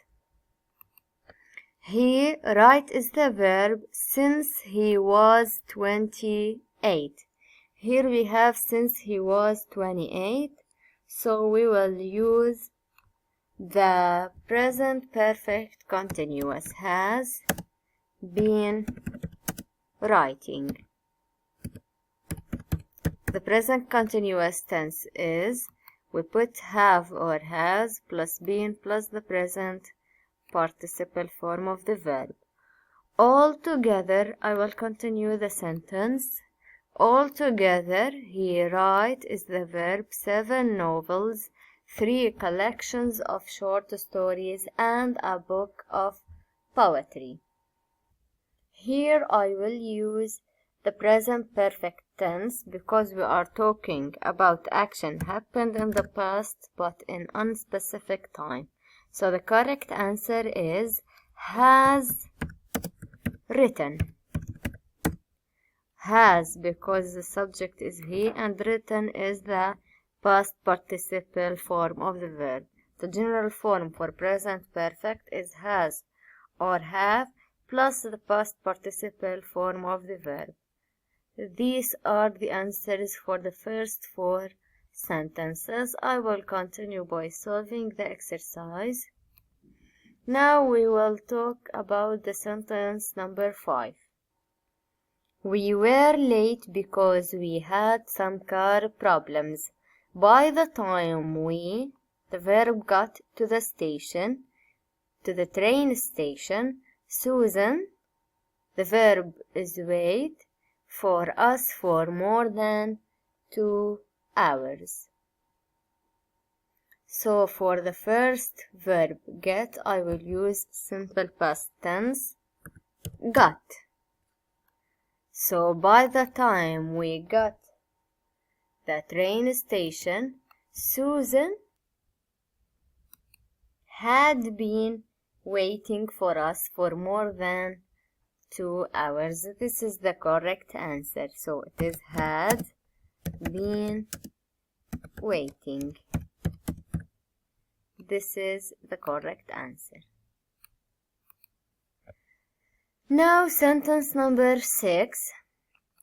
Sam try is the verb to change a light bulb when he slip the verb and fall. We have here when, and as it is shown, we have 2 actions. One interrupted the other. The first one is continuous, which is try. So I will use for it past continuous was trying. Sam was trying to change a light bulb when he, for the second action or the interrupted action, we use simple past. So slipped, and here we have parallelism. We use for slip simple past, so we will use for fall simple past because they are related to each other. We are talking about the same thing. So fall in the past, fell. Now sentence number 7. Every day it is an indication for simple present tense. I woke up at 6 o'clock. Woke. I didn't add as because the subject I woke at 6 o'clock. Also we continue by telling the same sequence. So I woke at 6 o'clock. Eat, also simple present. Breakfast at 7 o'clock. And leave for work at 8 o'clock. The three verbs are in the same tense because we are using here the same atmosphere or the same parallel structure. However, this morning, now we will talk about this morning. This morning happened, or the action at this morning happened and ended. So here we will use the simple past tense. So I got, get in the past became got, and skip, skipped,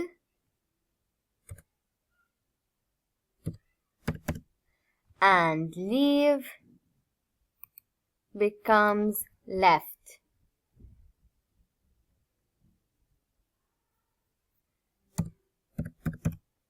Left for work late because I, the verb forgot to see my alarm. Here we have an action happened before the other.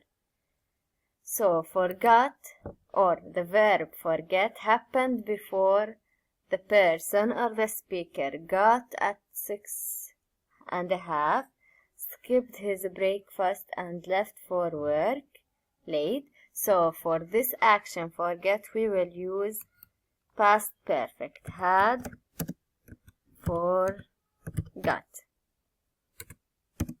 This is the correct one.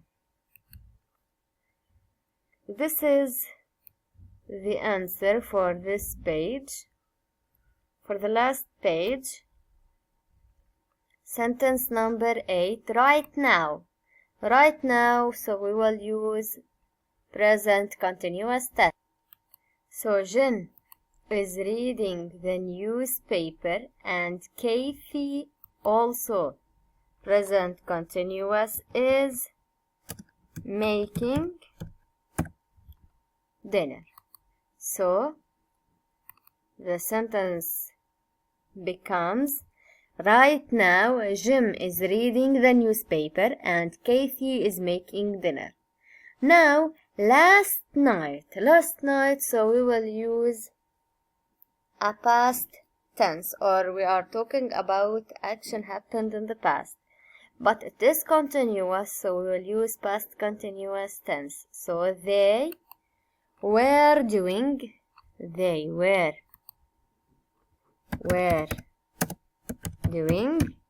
is the correct answer. The same thing.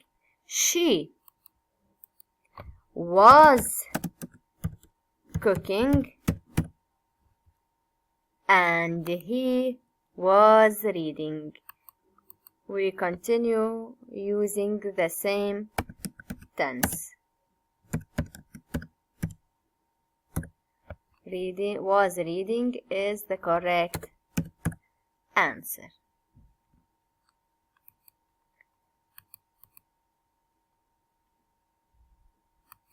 So Last night at this time they were doing the same thing. She was cooking and he was reading the newspaper. Tomorrow, so we will use the future tense. Tomorrow at this time they will also be doing. We use future continuous tense because we are talking about things will happen in the future, but in a continuous way, so we will use future continuous tense. And also we put it between will and the verb be. So they will also be doing the same thing. We continue using the same tense. Will be reading.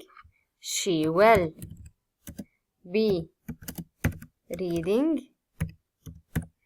And she will be preparing. And he will be reading.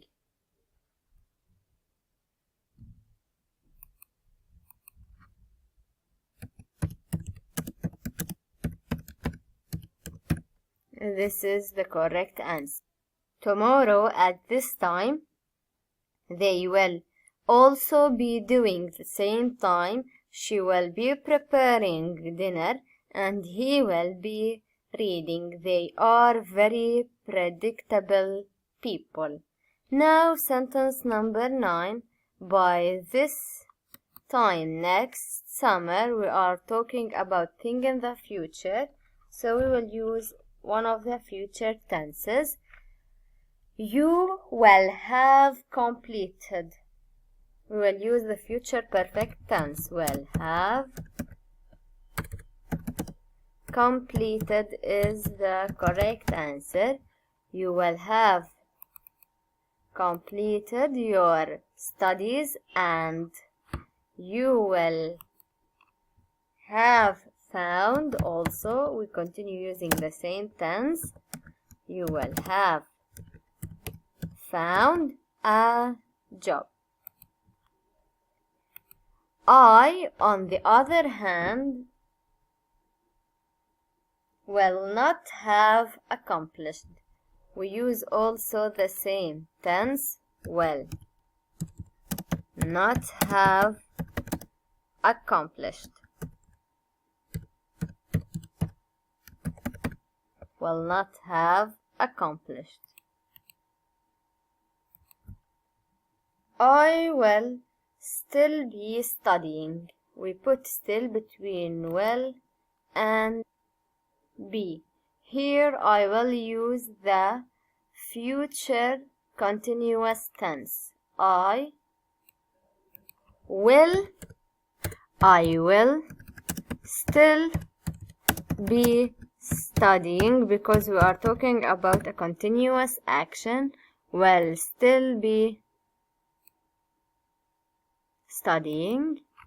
I will correct this word. This is the correct answer, and you will be. So we will continue solving this exercise. We stopped at sentence number 9. By this time next summer, you will have completed your studies and will have found a job. I, on the other hand, will not have accomplished anything.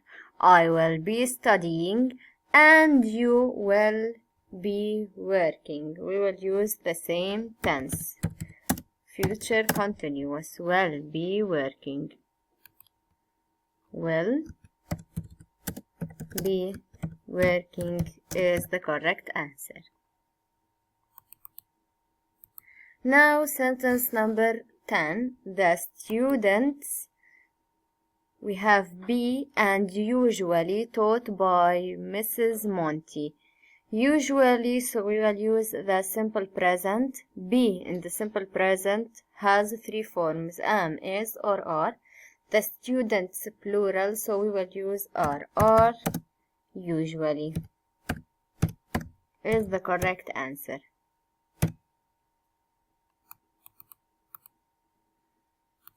However, this week is an indication for the simple, not the simple, for the present continuous. So they are being is the correct answer. And here we finished solving this exercise. We solved 10 sentences about tenses, all the tenses that are recommended. Conditionals lesson. What is a conditional sentence? A conditional sentence is a sentence that gives a condition. Example, if it snows. Here, this is a condition that will happen or will not happen, and the outcome of the condition occurring. Example, the game will be cancelled. So, if the condition happens, the outcome will also happen, and if the condition does not happen, the outcome will also not be happened. The conditionals are many types. The first type is zero conditional. What is a zero conditional? A zero conditional sentence expresses a general fact. Example, a situation where one thing always causes another. Example, buy one get one free. Here in this example, if you buy one, you will surely get another one free. So this we can say that it is a zero conditional when we are talking about facts. If the conditional part occurred, the outcome of this conditional part will also occur surely with a probability 100%. The form of zero conditional is if plus simple present tense of the verb in the if clause, and in the main clause we use the simple present tense for the verb. In this case, we separate the two clauses with a comma to notice them. Example, if you freeze water, it becomes a solid. Freeze in the if clause, it is in the simple present tense, and becomes in the main clause also in the simple present tense. It is a truth or a fact that when we freeze water, the water becomes solid. So we are talking about facts, so we use zero conditional. Another example, plants die if they do not get enough water. Also, this example shows a fact or a truth. When we do not water our plants, these plants will die. So, the conditional part here is talking about facts, so we use the zero conditional, and its probability to be occurred is 100%.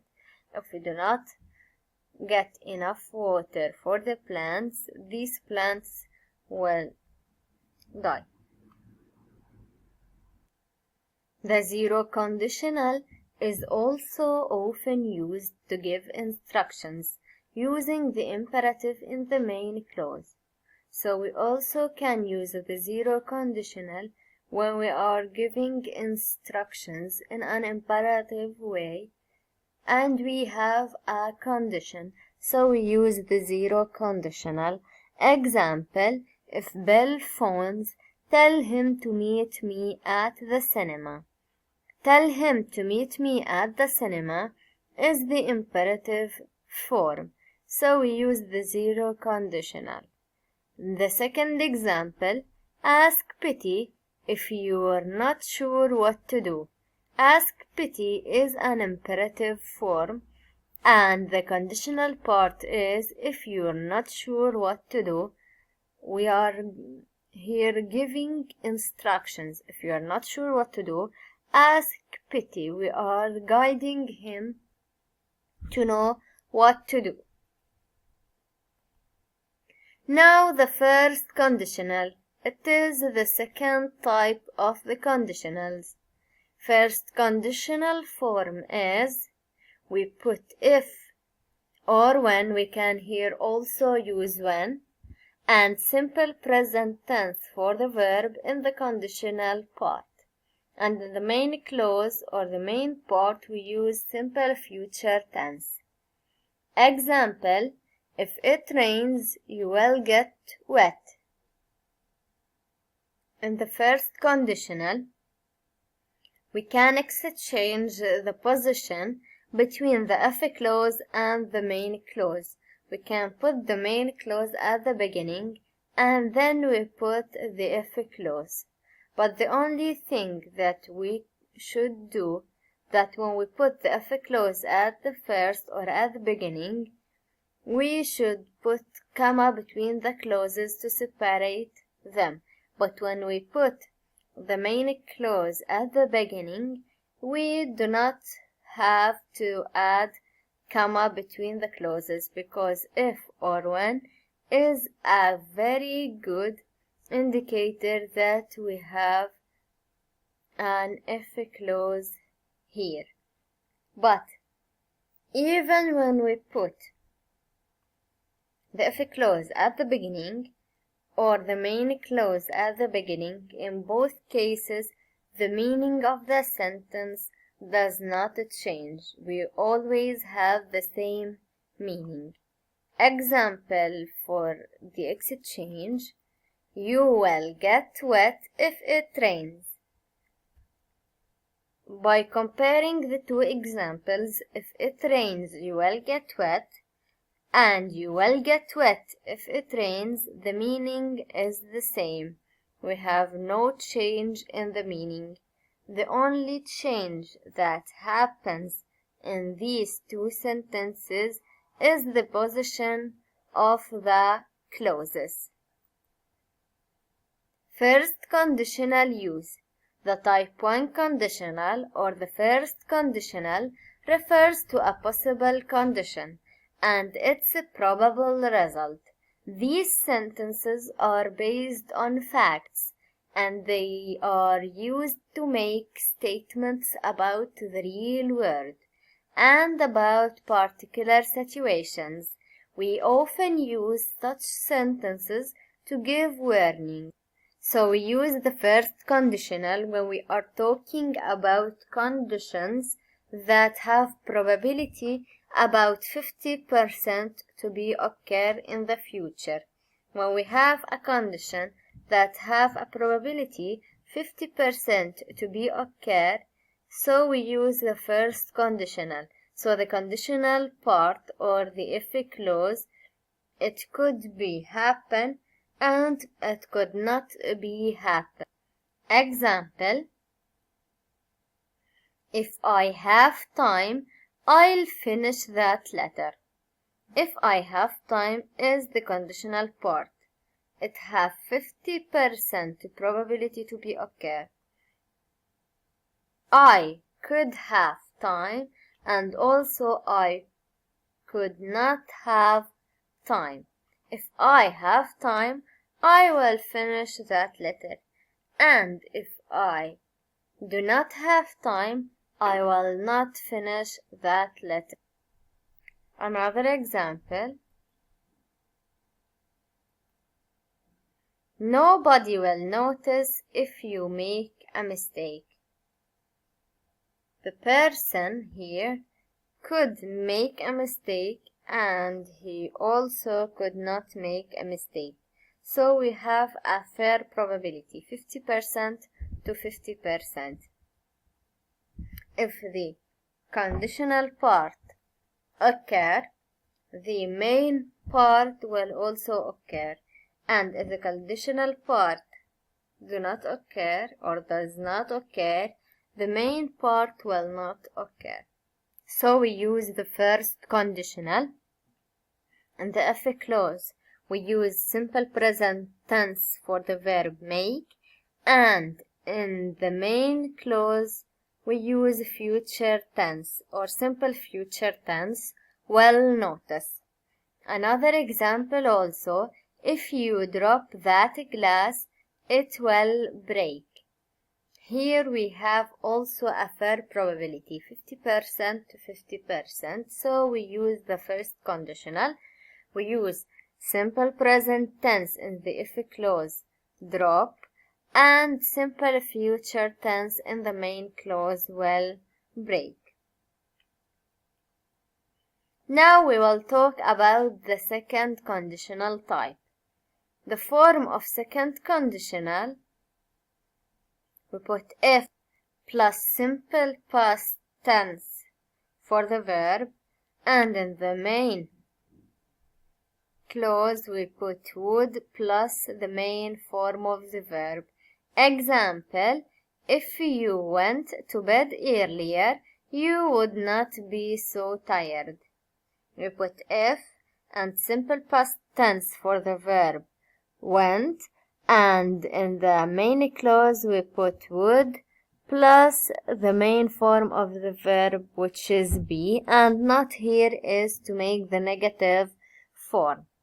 Also in the second conditional we have the ability to exchange the positions between the clauses. We can also put the main clause at the beginning and then we put the if clause. But also we have only one thing to do, that when we put the if clause at the beginning, we should add comma between the clauses to separate them. But when we put the main clause at the beginning, we do not have to add comma between the clauses because if is a great indicator. Example about putting the main clause at the beginning: you would not be so tired if you went to bed earlier. When we look at the two examples, we see that there is no change in the meaning, but only we change the position between the clauses. Second conditional use. The second conditional is used to talk about imaginary situations in the future. It is only used when a speaker needs to emphasize that something is impossible. Here we are talking about things will happen in the future, but these things are impossible to be happen. Their probability is 1% at maximum. So we use the second conditional. We use it when we have a very, very low probability for the conditional part to be occurred.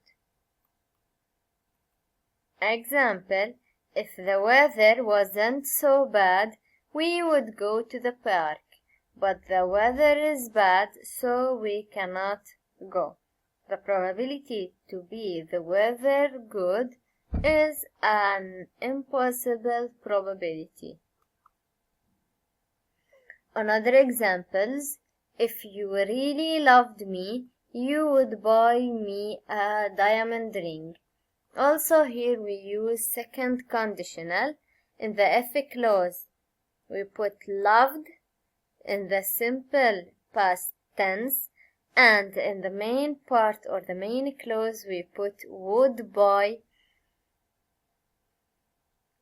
to show the second conditional or to complete the second conditional. Another example, if I knew where she lives, I would go and see her. Also here we have a second conditional example. We put a new in the simple past in the if clause and would go in the main clause, would plus the main form of the verb go. Exception, if I were. In the present and real conditional, or in the second conditional, the form was is not considered grammatically correct. In written English or in testing situations, you should always use were. However, in everyday conversation, was is often used. So when we use the second conditional, we cannot use was for the singular subjects. We always use were for the singular and the plural subjects. And here we have an example. If he were French, he would live in Paris. I will continue solving exercises, but this time I will solve an exercise about conditionals. First of all, I will read the question.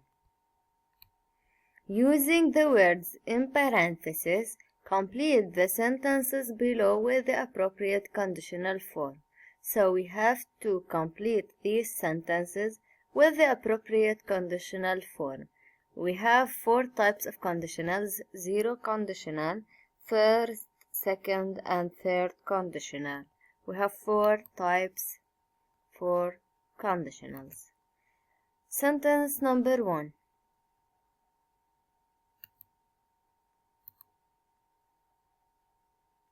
I will start.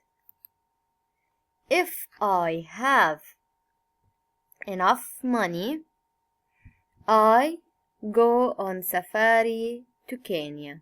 However, my bank account is empty. The sentence, however, my bank account is empty, shows that it is impossible for the speaker to have money to go on safari to Kenya. So we will use here the second conditional because we are talking about something which is impossible to be happen in the future. So if I had, for the second conditional in the if clause or the conditional part, we use the past tense or the simple past, and in the main clause we use would plus the main verb, would go. So if I had enough money, I would go on safari to Kenya. However, my bank account is empty. Sentence number 2. I love to travel. When I have enough money, I go abroad. I do it almost every year. So it is an action that happening always. So I will use for this sentence the zero conditional because the speaker said when he has enough money, he always goes to travel or he always travels. So I will use here the zero conditional. In the zero conditional, we use simple present in the both clauses, in the dependent clause and the independent clause. So when I have, I put have because the subject I. When I have enough money, I go. Also go because the subject I, we do not add s for the verb. Sentence number 3. I really wanted to go on safari to Kenya with my friends, but I couldn't afford to go. This sentence shows that the action, which is going on safari to Kenya, happened and ended. So this is a great indication that we will use the third conditional. So if I had, we are talking about an action that happened and ended. If I had enough money, I would go. I would have go. And the third conditional, we use in the if clause past perfect had, and in the main clause would plus have plus the past participle form of the verb, which is gone here. Sentence number 4. I am sorry, I didn't know you were allergic to chocolate. So also this sentence shows that the action happened. If I had known, I will use the past perfect. I had known. Here we will use the third conditional. I would have made. I would plus have plus the past participle form of the verb make, which is made. So if I had known, I would have made you a vanilla birthday cake. Sentence number 5. Stop asking me what Amanda bought you for Christmas, even if I know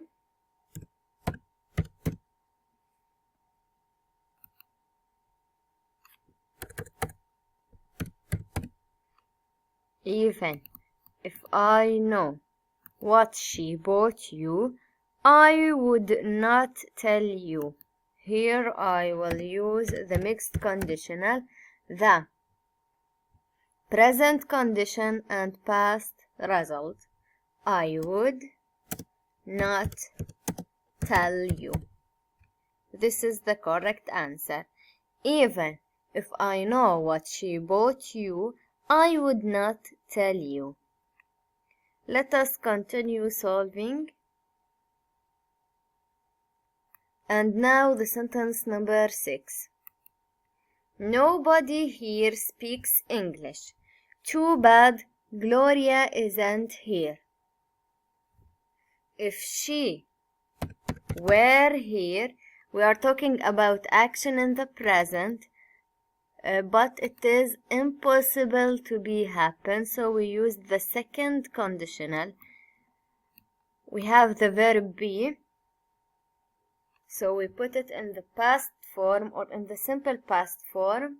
The simple past for be is was or were, but in the conditionals I said that was is not accepted, so I put were instead of was.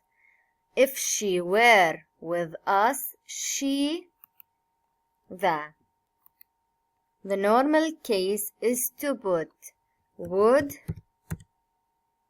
plus the main verb, but would can is not accepted. We have to put could. Would plus can gives could. We do not put would can, only we put could. This is the correct answer. Sentence number 7. I am afraid I won't be able to come to your wedding next week because my company is sending me to New York to attend a trade show. We have miss and never. I would never miss, because we are talking about thing in the future that is impossible. I would never, we put never between would and the main verb. I would never miss. This is the correct answer. Would never miss your wedding. If we have to put have in the simple past tense, so we put had. So I would never miss your wedding if I had a choice in the matter. Sentence number 8. If the weather is nice tomorrow, she, the verb, walk along the river to school. In the if clause, the verb here is. So it is in the simple present, so we will use the form will. Will plus main verb, the first conditional, she will walk, is the answer. Now sentence number 9. If you help me move tomorrow, I, the verb, treat you to a dinner and a movie. In the if clause or the conditional part, the verb is help, simple present tense. So we use the first conditional, I will, plus the main verb treat. I will treat.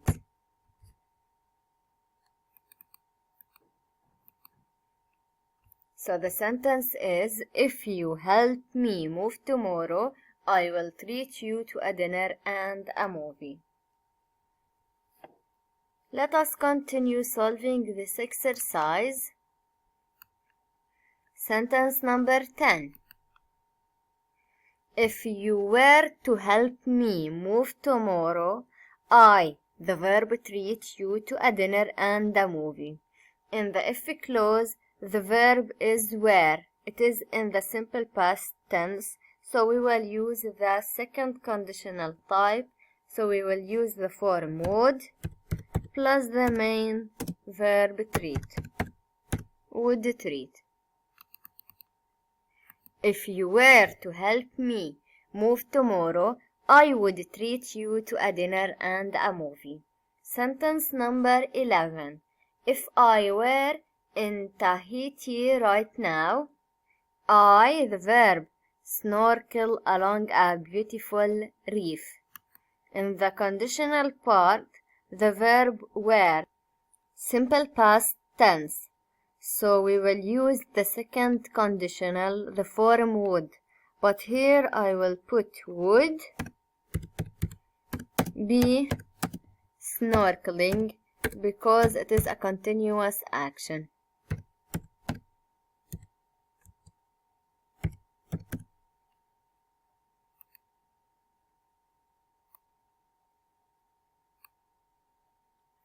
So if I were in Tahiti right now, I would be snorkeling along a beautiful reef.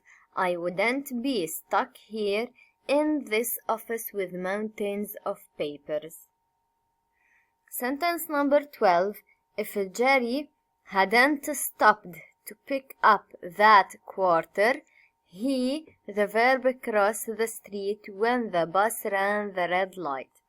So here, in the if clause, the verb is hadn't stopped, past perfect tense. So I will use the third conditional, would have been crossing. This is the correct answer.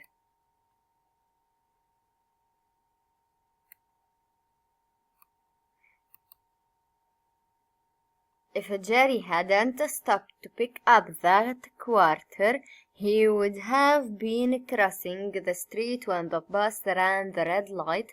He might have been killed. Now the last sentence, sentence number 13.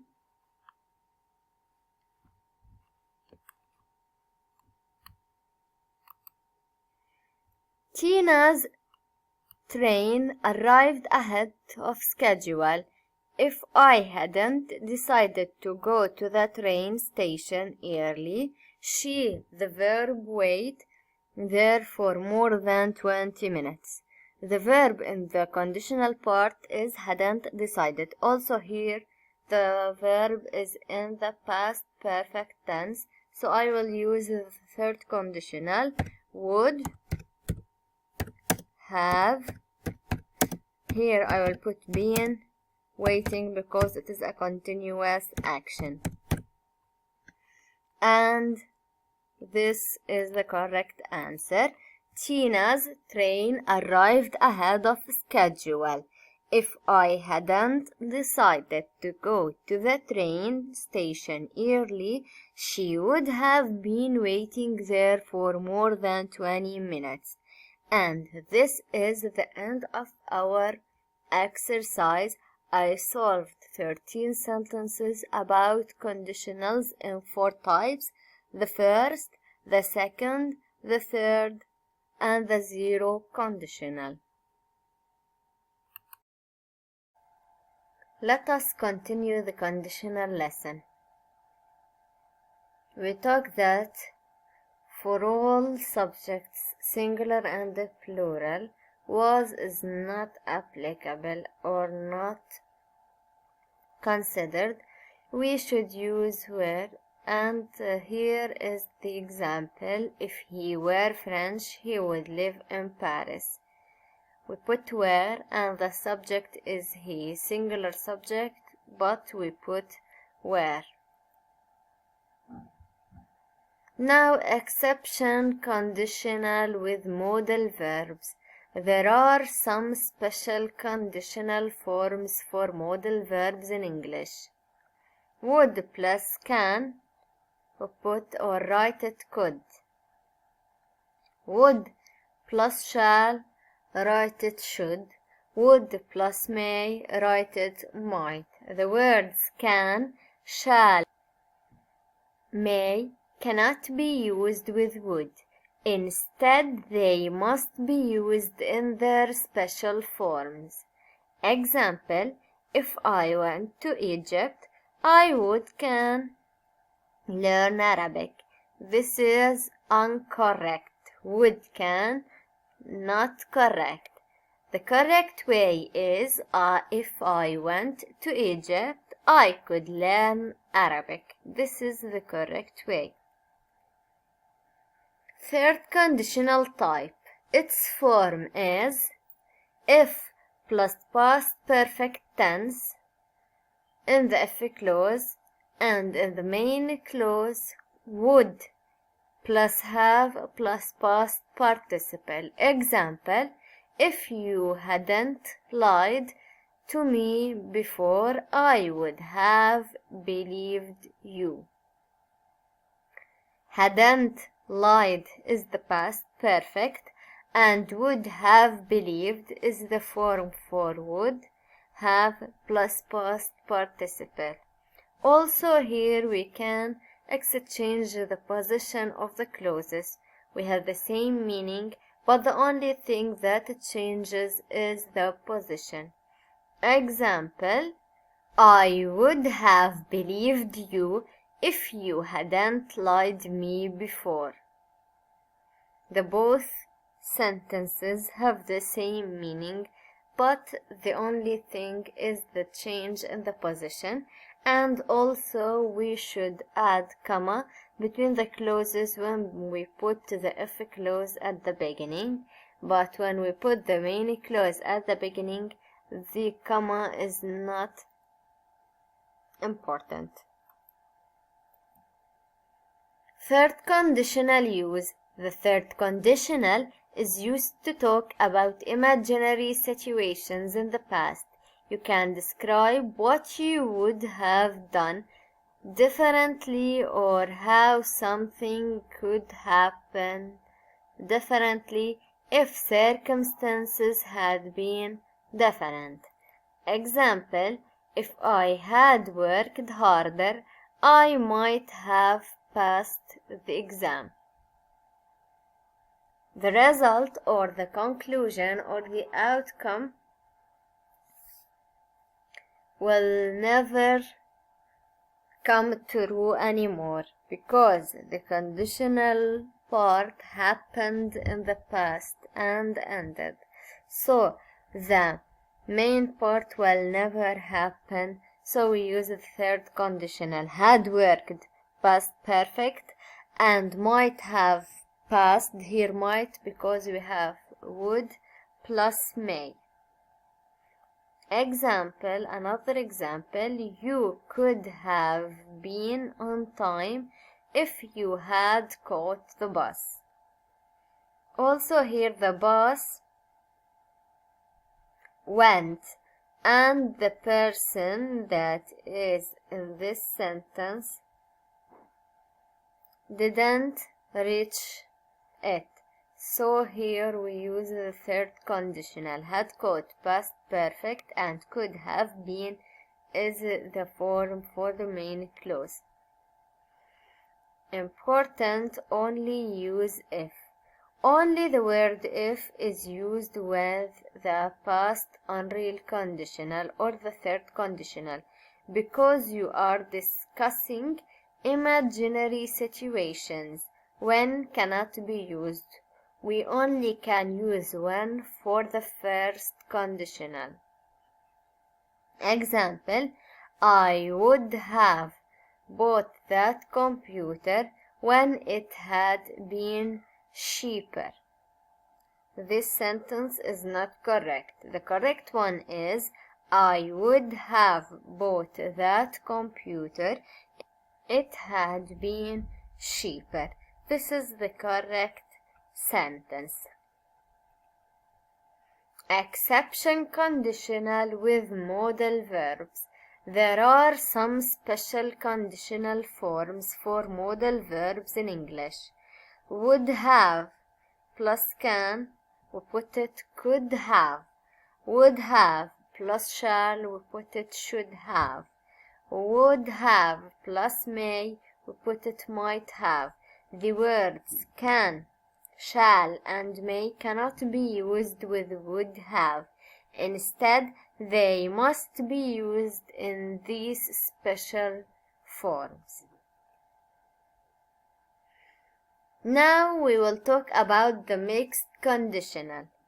It is possible for the two parts of a conditional sentence to refer to different times, and the resulting sentence is a mixed conditional sentence. There are two types of mixed conditional sentence. The mixed conditional type is the type which we mix two conditional types together. And now we will discuss these types. Mixed conditional when we have past condition and present result. The first one has a condition in the past and a present result. We use it to express that if something had been different in the past, there would be a present result. Example, if we hadn't missed our flight, we'd be in Spain now. Hadn't missed is past perfect. We use the past condition, and we would be is the present result. The structure is if plus past perfect in the if clause, then comma, and in the main clause would or could or might plus the infinitive or the main form of the verb. The second kind of mixed conditional is a present condition and a past result. The next one has a present condition and a past result. We use it to express that due to certain present conditions, something already happened in the past. Example, if I was more diligent, I would have finished my degree at the university. The meaning is I am not a diligent person, and because of this present condition I have never finished my degree. The structure is if plus past simple, then comma, and would or could or might plus have plus past participle. And we finished our lesson, which is conditionals or the types of conditionals. We have to continue the direct-indirect speech lesson. We reached the case could. We said that could in the direct speech remains could in the indirect speech. Example, you couldn't do it. This is the indirect speech example. When we have to make it as indirect speech or as a reported speech, we have to say, for example, he told me I couldn't do it. couldn't do in the direct speech, it is the same couldn't do in the indirect speech. Nothing changes. The last case is might. Might in the direct speech remains might in the indirect speech. Example about might case: I might arrive late. When we have to make it in as indirect speech or as a reported speech, it becomes he said he might arrive late. Might arrive in the direct speech, it is the same might arrive in the indirect speech. Now we will talk about changing pronouns. We have to be careful when we change from the direct speech to indirect speech to take care about the pronouns. The pronouns might change when we change from direct to indirect speech. The pronouns will also change. Pronouns in indirect speech also need to be changed from what they were in the indirect speech, as well as, of course, adapting the first pronoun to fit the person who said the statement. This is a table of some changes for pronouns from direct to indirect speech. We will take them as an examples. The first example is I want to meet you later. We put them or this sentence between quotations, so it is a direct speech. The pronouns here are I and you. Its indirect speech form is he said he wanted to meet me later. The pronoun I becomes he and the pronoun you becomes me. In this sentence or in other sentences, the change of the pronouns depends on the meaning of the sentence. We have to be careful. If we are changing the pronoun to a female or a male or a group of people, we have to study each case alone and change the pronoun depending on each case. The second example is you have to come back in the afternoon. This is the direct speech example. You is the pronoun in this example. It become in the indirect speech, Shayla told me I had to come back in the afternoon. You becomes I in the indirect speech in this example. The third example is we like it a lot. The pronoun here is we. In the indirect speech form, they said they liked it a lot. We becomes they in the indirect speech, depending on the sentence and on the meaning. The last example is I have been working with my wife. The pronouns here are I and my. They become he and his. He said he had been working with his wife. I become he and my become his. And here there is also another note that we have to be careful about the type of the pronoun, if it is subject pronoun, object pronoun, possessive pronoun, or possessive adjective. So we have to study each pronoun alone and indicate at first the type of this pronoun, and then we have to change it. Now changing time phrases, the last idea in this lesson.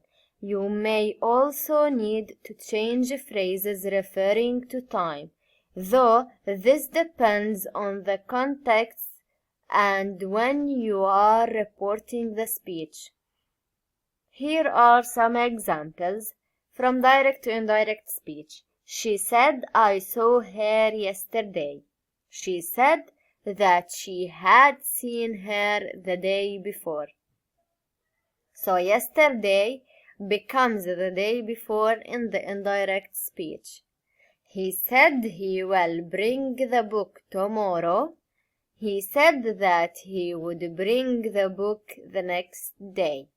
Tomorrow becomes the next day in the indirect speech. She said, I am going to London today.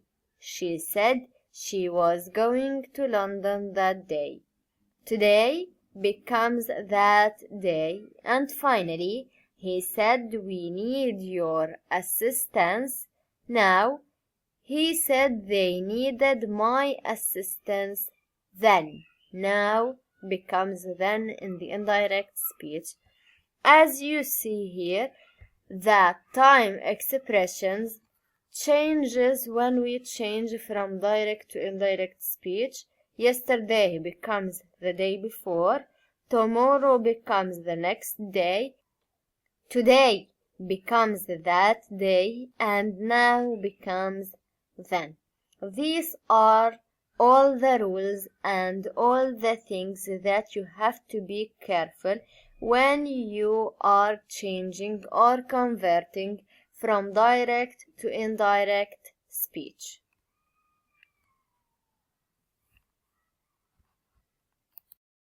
Direct and indirect speech lesson. What is the direct speech? Direct speech is when the words are given in exactly the way that the speaker said them. So, in other words, they are quoted with no change. So, the direct speech is transition of the words or the sentences without changing them as the speaker said them. When presenting direct speech, the words are usually placed in quotation marks with a comma after say or said if it is used to present the speech. So, to present this direct speech, we have to put the words between quotation marks, and we put after say or said a comma if we use it. Say or said can also be placed at the end of the quotation, in which case a comma comes before it. So also we can put say or said at the end of the quotation, but in this case we put the comma before say or said, not after them.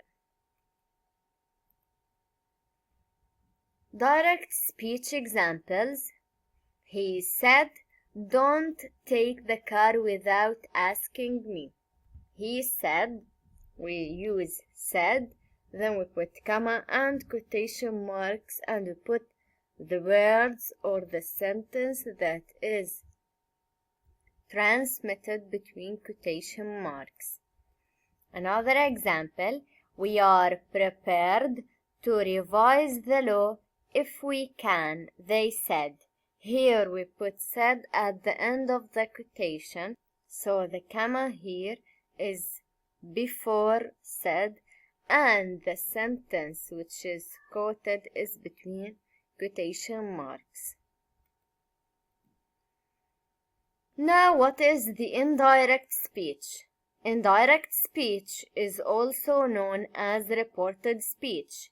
You may also see it referred to as indirect discourse or indirect narration. Indirect speech is the reporting of what someone else said in your own words. So we say someone's words or someone's speak in our own words without changing the meaning of what was said. This is the important thing in indirect speech. We have to keep the same meaning. Reporting verbs are used to present indirect speech. The common ones are say or said that, told me that. We can say say said, told me, and other things, for example, asked, and so on. That is in brackets, as it can be omitted from the sentence, whether spoken or written. So we can put that or we can omit it. Some indirect speech examples. She said that she would definitely buy it. Said that, and we continued reporting the sentence. This is indirect speech. Another sentence or another example, Shayla told me that I had to come back in the afternoon. Shayla told me that I had to come back in the afternoon. This is also indirect speech. Told me, we use it for reporting, and that, and we continued what Shayla said. Now, direct and indirect speech conversion. With direct and indirect speech, there are three main things you need to be aware of when converting one to the other. So when we convert from direct to indirect or vice versa, we have to be aware about three things, which are changes in tense. We have to take care about the verb and change it with respect to the tense. Changes in person and the pronouns. Also, we have to take care about the pronouns and change them when it is necessary. The last thing is changes in time phrases. Also, we have to take care about the time phrases and change them with respect to the speech, if it is direct or indirect. Now we will discuss changing tenses. From direct speech to indirect speech, we have to know how to convert or how to change the verb tense. If the direct speech has simple present tense, so in the indirect speech we change the verb to simple past tense. Example, I want a holiday. In the direct speech, want is simple present. In the indirect speech, it becomes, she told me she wanted a holiday. The verb here is wanted. We put it in the simple past. It is a rule. When we have simple present in the direct speech, we put it in the simple past in the indirect speech. If the verb is present continuous in the direct speech, we put it in the past continuous in the indirect speech. Example, Bob is annoying me. This is the direct. The indirect is, Jan said Bob was annoying her. Is annoying present continuous and was annoying is past continuous. When the verb is in the present perfect tense in the direct speech, it will become in the past perfect in the indirect speech. Example, I have eaten too much. The indirect speech of this example is, he said he had eaten too much. Have eaten is present perfect and had eaten is past perfect. Now, when we have present perfect continuous in the direct speech, it becomes past perfect continuous in the indirect speech. Example about this case, the class has been interesting. The indirect speech of this example is, Anne said that the class had been interesting. Has been interesting is the present perfect continuous, and had been interesting is the past perfect continuous. In all the direct speech cases, as we see, we have quotations, and in all the indirect speech examples, we have told me, said, and so on. Now, when we have past simple tense in the direct speech, it becomes past perfect. Example, I saw her arrive. So is simple past. The conversion of it is he told me he had seen her arrive. Had seen her or had seen is the past perfect tense. When we have past continuous, it becomes past perfect continuous. The team were playing. Were playing is past continuous. It becomes John said the team had been playing well. Had been playing well is past perfect continuous. When we have now past perfect only, the indirect speech remains the same. Also past perfect. So past perfect remains past perfect. Example, I had arrived before 9 a.m. Had arrived past perfect. The indirect speech of this example is she said she had arrived before 9 a.m. Also here we have had arrived. So in both cases, past perfect tense. We will continue our table about tenses and changing them from direct to indirect speech and vice versa. When we have now past perfect continuous, also no change happens. Example, we have already been dating for 3 years. Have already been dating, past perfect continuous.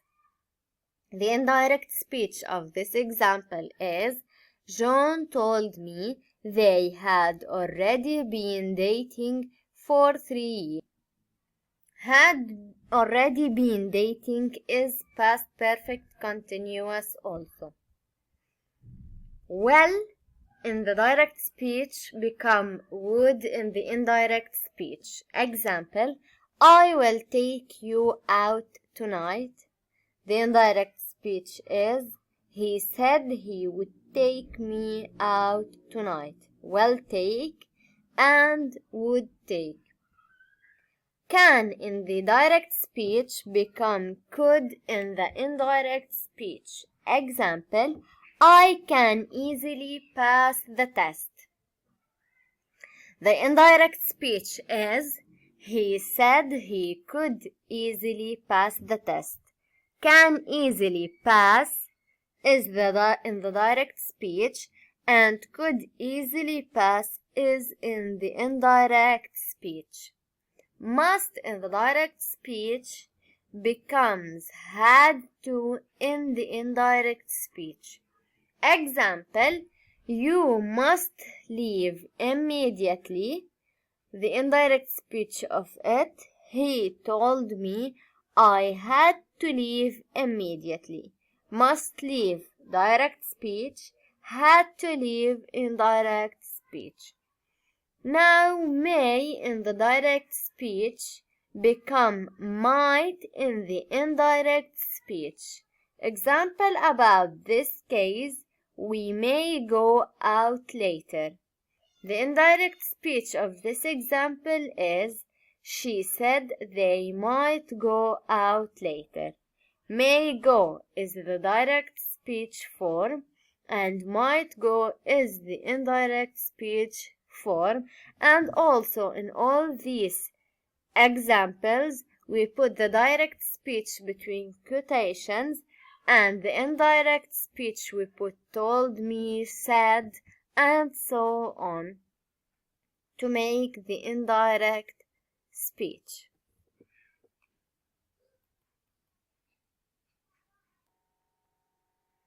Now we will continue by changing tenses from direct speech to indirect speech. Ought to in the direct speech remains the same in the indirect speech. Example, you ought to come at 7 p.m. Its indirect form, he told me I ought to come at 7 p.m. Ought to come in the direct and ought to come in the indirect. Nothing changes. Should in the direct speech remains also the same in the indirect speech. Example, I should have helped you. Its indirect form, he said he should have helped me. Now would in the direct speech remains would in the indirect speech. Example, I would walk the dog at night. The indirect speech for this example is she said she would walk the dog at night. Would walk in the direct speech and would walk in the indirect speech. Could in the direct speech remains could in the indirect speech. Active-passive voice listen. What is active voice? The definition of the active voice. When an action performed by the subject is expressed by the verb, it is an active voice. Active voice is used when more straightforward relation and clarity is required between the subject and the verb. Active voice example: hens lay eggs. Hens is the subject. It is in its normal position. Lay is the verb and eggs is the object. Another example, birds build nests. Birds is the subject, build the verb, and nests is the object. The subject here is expressed by the verb. So in both examples we have active voice. Now what is passive voice? Passive voice definition. When the action expressed by the verb is received by the subject, it is passive voice. Passive voice is used when the doer of the action is not known and the focus of the sentence is on the action and not the subject. So when we have the focus in the sentence about the action and not the subject, and when the focus is on the action, so in this case we have passive voice. Passive voice examples. Here we have the same examples or the same previous examples, but we changed them to passive voice. Eggs are laid by hens. Eggs is the object. We put it at the first or at the beginning, then the verb are laid, then by hens. Another example, nests are built by birds. Also here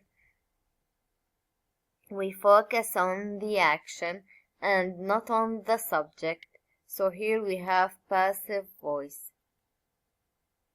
Active and passive voice rules for conversion of sentence.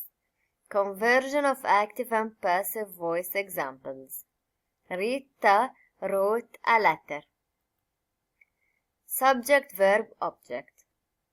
Rita is the subject, wrote is the verb, and a letter is the object. In the second sentence, we have the passive voice for the same example. A letter was written by Rita. Object, which is a letter, and auxiliary verb was and past participle written with by Rita, the subject. So, Rita wrote a letter is the active voice, and a letter was written by Rita is the passive voice. Another example, she cooks food. Subject, verb, object also. She is the subject, cooks is the verb, and food is the object. The food is cooked by her. Here the object is at the beginning, the food, then the auxiliary verb is, then the past participle, cooked, and by her is the subject. She cooks food is the active voice, and the food is cooked by her is the passive one. Now rules for active-passive voice. Rule number 1. Identify the SVO, subject, verb, and object in the active sentence to convert to passive voice. Example, he drives car. The subject is he, the verb is drives, and the object is car. So the first step to convert from active to passive voice, we have to indicate the subject, the verb, and the object in the sentence that we are working on it. Rule number 2, interchange the object and subject with each other. Object of the active sentence become the subject of the passive sentence. So the rule number 2 says that when we change from active to passive, we exchange the positions between the object and the subject. So we put the object in the place of the subject and the subject in the place of object in the active sentence. Example, active voice, she knits sweater. This is in the active form. The subject he, the verb knits, and the object sweater. To convert it into passive voice, we have the sweater is knitted by her. Object sweater is interchanged with the subject she. In the active voice, she is the subject. It is in its normal position. When we interchange it to passive voice, the sweater takes the position of the subject she. Rule number 3. In passive voice, sometimes the subject is not used. The subject in passive voice can be omitted if the sentence without it gives enough meaning.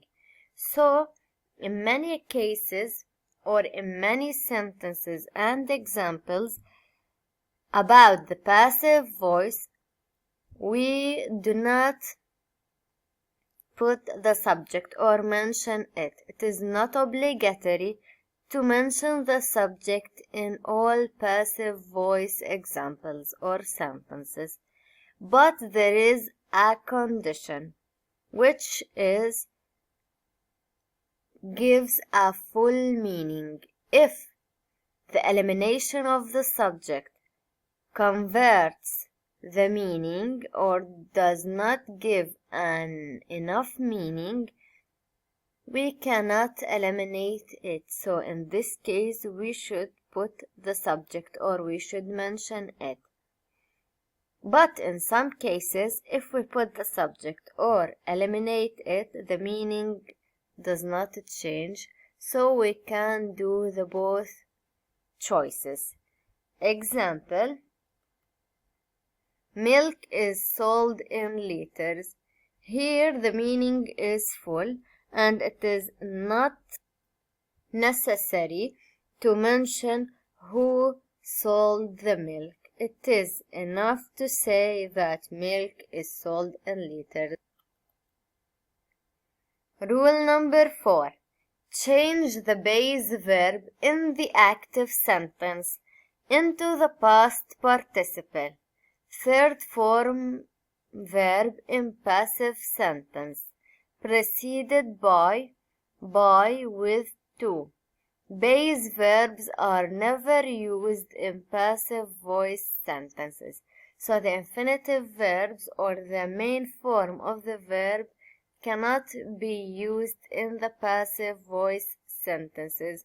We should change the verb into past participle. Example: the active voice for the first example, she prepares dinner. She, the subject, prepares the verb, and dinner is the object, and all the elements of the sentence are in its or in their normal position. The passive voice for this sentence is: the dinner is prepared by her. Here we put the object at the beginning in the position of the subject. The dinner is prepared by her. Is the auxiliary verb, and prepared, as we see here, we put it in the past participle. So all the verbs in the passive voice are in the past participle form, and we put by her. So when we mention the subject in the passive voice sentence, we should put before it by, with, to, and etc. Another example, the active voice for it is: she knows him. She, the subject, knows the verb, him, the object. The passive voice for this sentence: he is known to her. He is the object. We put it in the position of the subject. Is the auxiliary verb, known, the past participle of know, and to her. In this example, knows is in the simple present. But when we change it to passive voice, we put it is known. The main verb or the base verb is in the past participle. It is not in the main form of the verb. And the last example is: juice fills the jar. This is the active voice. Juice is the subject, fills the verb, the jar is the object. The passive voice of this sentence is: the jar is filled with juice. The jar is the object. We put it at the beginning. Is the auxiliary verb. Filled the past participle of the main verb, and we put with juice. We mention here the subject also, but we put with. Not by and not to. We put here with. We choose by, to, or with respect to the meaning and which one fits the sentence more. Rule number 5. While conversion of active voice sentence to passive voice sentence, the pronoun used in the sentence also changes in the following manner. We have to take care about the pronouns while converting from active to passive or vice versa. We have to change the verb from the subject form or the subject pronoun to an object pronoun or vice versa. When we put the subject in the position of the object, we change the subject pronoun to an object pronoun. And when we put the object in the position of subject, we change the object pronouns into subject pronouns. Active voice pronoun, here we have a table about pronouns. The active voice pronouns I, we, he, she, they, you, and it. The passive voice pronouns I becomes me, we, us, he becomes him, she becomes her, they, them, you remains you, and it remains it. So me, us, him, her, them, you, and it are the object pronouns. Now, rule number 6. Use the suitable helping or auxiliary verb is, am, are, was, were, etc. The rules for using auxiliary verbs in passive voice sentences are different for each tense. Example, the letter is written by her. Here we put the auxiliary verb is. Another example, a book was not bought by her. We choose here was as an auxiliary verb. Let us continue active passive voice lesson. We reached the third example. Chocolates are being eaten by them. Here we use are as an auxiliary verb. Now forms of active and passive voice for all tenses. We have here a table of changing tenses between active and passive voice. When we have simple present in the active voice, in the passive voice the form of the verb becomes am, is, or are plus the past participle. So we add one of the auxiliary verbs, am, is, or are, depending on the subject. If it is I, we put am. If it is singular subject, he, she, or it, we put is. And if it is plural or the subject is a plural or the pronoun you, we put are plus the past participle form of the verb. This is the form for the passive voice if the active voice verb is simple present. Example, he writes an essay. Writes is the verb, it is in the simple present tense. The passive voice for it is an essay is written by him. An essay is singular, so we choose the auxiliary verb is, and written is the past participle form. When the verb is in the present continuous tense, to make it passive, we put an auxiliary verb am, is, or are, plus being, plus the past participle. Example, Samantha is playing piano. The passive voice for it is a piano is being played by Samantha. Is playing present continuous, and the passive voice is being played. We put is plus being plus the past participle form of the verb. When we have present perfect in the active voice, in the passive voice the form of the verb is have or has plus been plus past participle. Example, he has done the work. The passive voice for it is the work has been done by him. Has done is in the present perfect tense, and has been done is the passive voice. We put has plus been plus the past participle.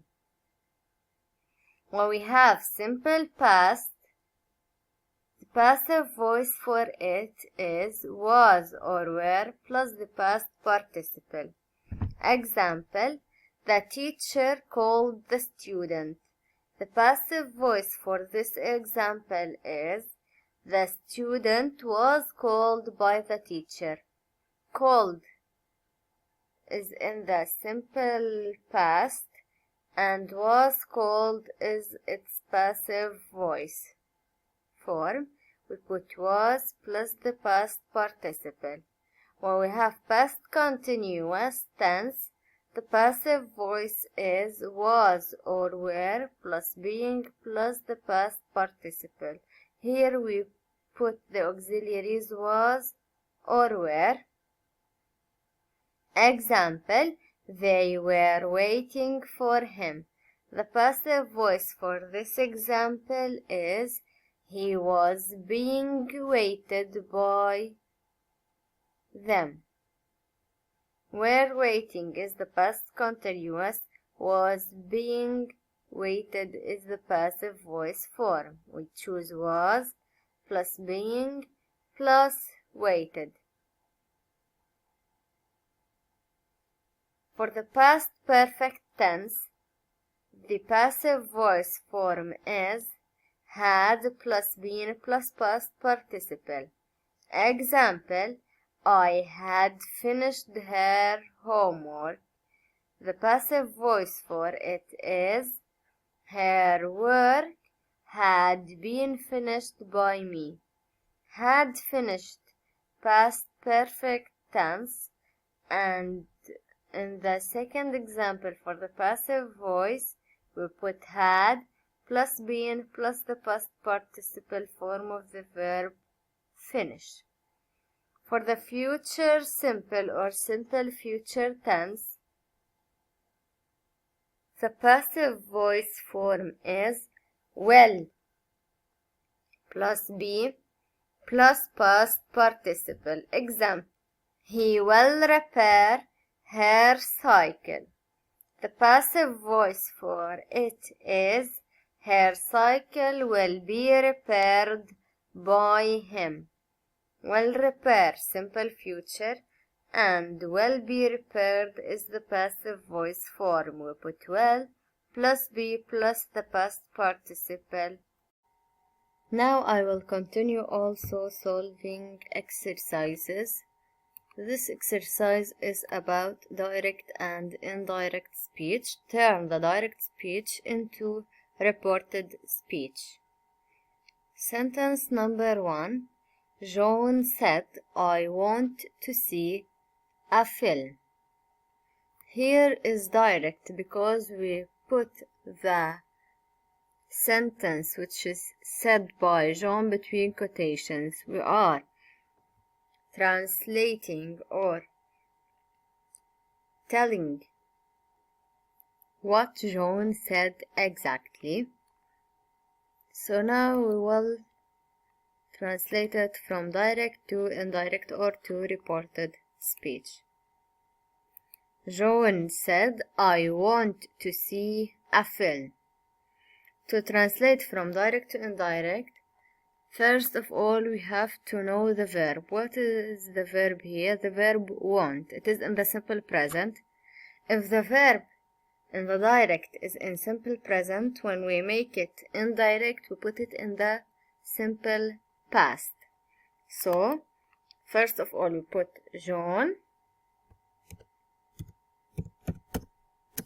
said that.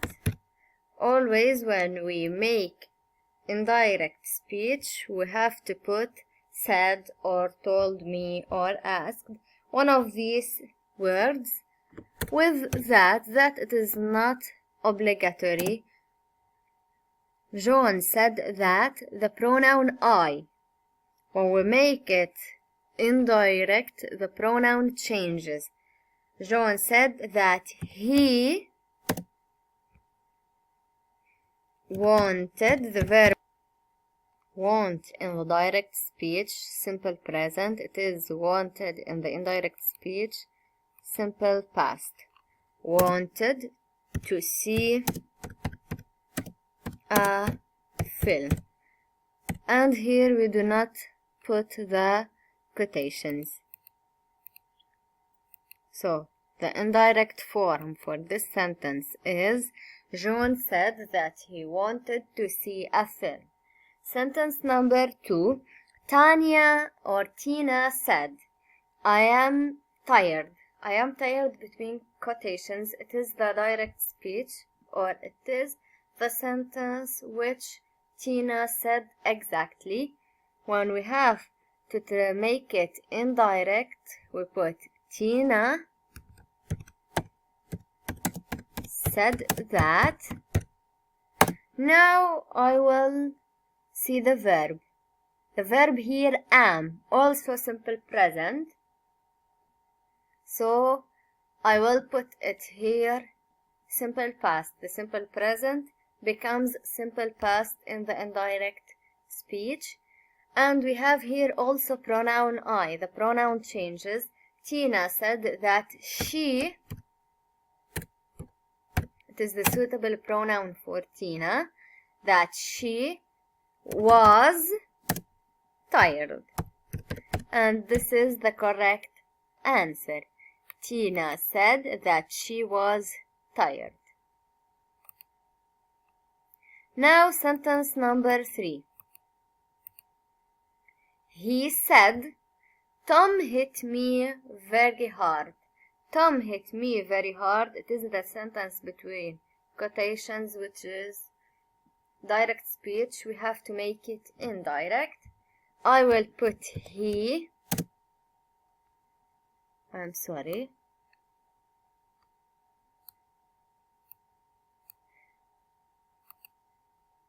I will put he said that. He said that Tom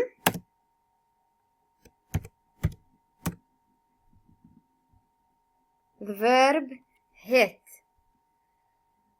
Hit here is in the simple past tense. It is not in the simple present.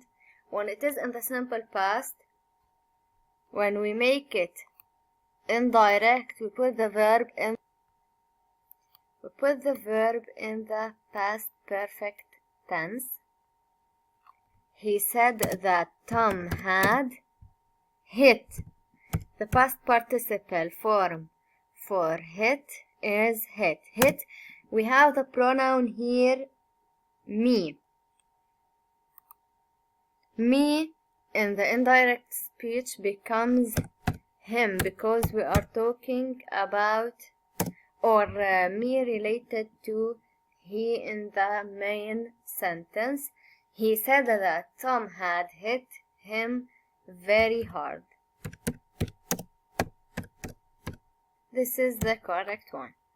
He said that Tom had hit him very hard. Now sentence number 4. I said I feel happy. Also here I said that. Now I does not change because it is related to I in the direct speech. The same thing. I said that I feel simple present. We put it in the simple past. I felt happy. This is the indirect speech or the indirect form. I said that I felt happy. Now sentence number 5. She said we are learning English. I will start. She said that we related to she, and it is a pronoun that must be changed. She said that they, it is the suitable pronoun, and the verb are learning, present continuous. In the indirect speech, the verb becomes past continuous. So, the present continuous in the direct speech becomes past continuous in the indirect speech. Now, she said that they were learning. The present continuous tense, they were learning English, is the correct answer. She said that they were learning English. Now I will continue solving this exercise. Sandra said, I liked him a lot. I will start. Sandra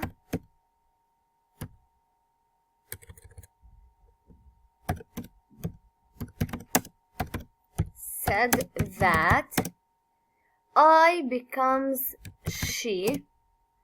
Liked, simple past, it becomes past perfect. She had liked him a lot. This is the correct answer. Now sentence number 7. He said, we all eat meat. The indirect speech becomes, he said, he said,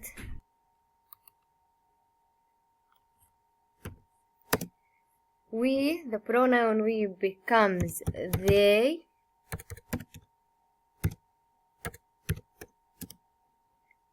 all, eat, simple present becomes ate, simple past, meat. He said they all eat meat. Now sentence number 8. Max said, I will help. Now we have will help, simple future tense. For the simple future tense, will becomes would. Would plus the main verb. So will becomes would, and we continue the form. Max said that I becomes he. It is the suitable pronoun for Max. He is a boy, and indirect we put he. Max said that he would help, and this is the correct answer. Max said that he would help. Now sentence number 9. Jenny said, I must leave early.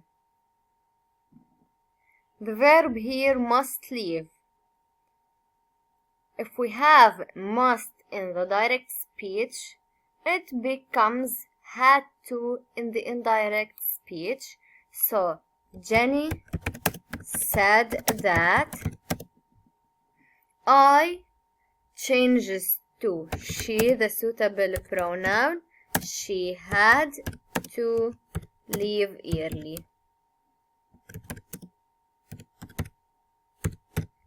This is the correct answer. Jenny said that she had to leave early. Now the last sentence, sentence number 10. She said, I had tried everything. She said,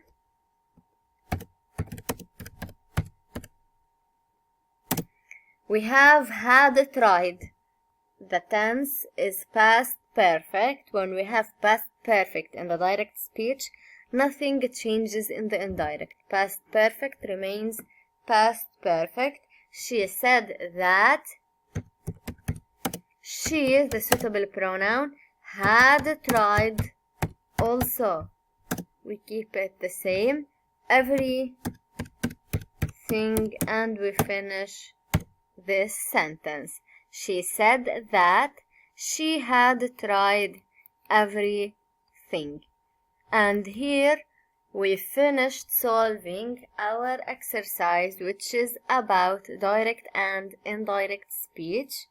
We have to study very well how to change from direct to indirect. We have 3 important things we have to be aware of it. The first important thing is the change of tense.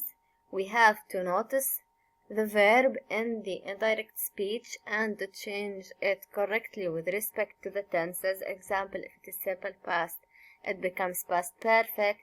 If it is present continuous, the verb becomes past continuous, and so on. The second important thing is the pronouns. We have to change the pronouns in a suitable way which fits with the indirect form. And the last thing is the time expressions. Also, we have to be careful and to change when it is necessary to change the time expressions, because these time expressions change from direct to indirect speech. I will continue solving exercises, and now I will solve an exercise about active-passive voice. I will read the question. Turn the active voice into passive voice. Sentence number 1. A boy stole the book. First step, we have to indicate the subject, the verb, and the object in each sentence. In this sentence, the subject is a boy, the verb is stole, and the object is the book. And the second step in changing from active to passive is putting the object in the position of the subject. So I will put the or the book at the beginning in the position of the subject, the book. And now I will continue by changing the verb. Here the verb stole, it is in the simple past. To change it to passive tense or to passive voice, we have to add one of the auxiliary verbs, was or were. Here I will put was because the book is singular. The book was, and then we put the past participle of the verb stole. It is stolen. So the book was stolen. And now I will mention the subject. If we want to mention the subject, we have to precede it by, to, with, and so on. So I will put the book was stolen by a boy. And this is the correct answer. This is the passive voice for this sentence. Now the second sentence is, the maid cleans the room. The subject here is the maid, cleans the verb, and the room is the object. Now we have to put the object in the position of the subject. So I will put the room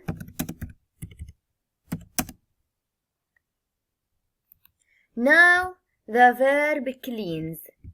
Cleans here, it is in the simple present tense. To change it to passive voice, we have to put one of the auxiliary verbs am, is, or are. I will put here because the room is singular, so the room is, and the past participle form of the verb clean, it is cleaned.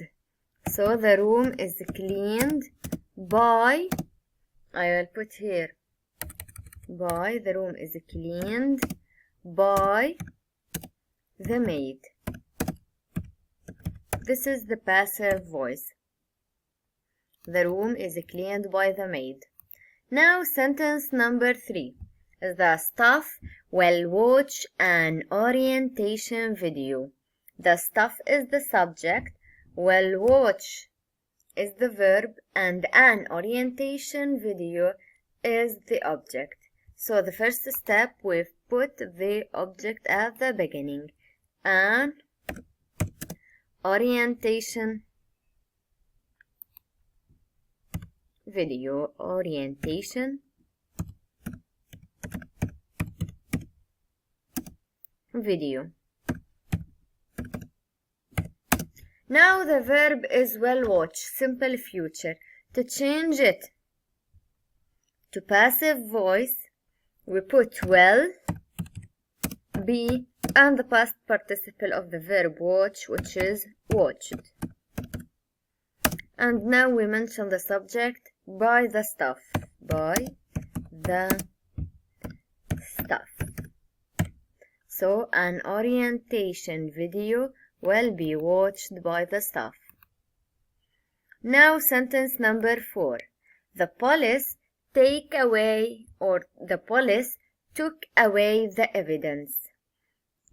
The police is the subject, took is the verb, and the evidence is the object. So the first step, we put the object, the evidence.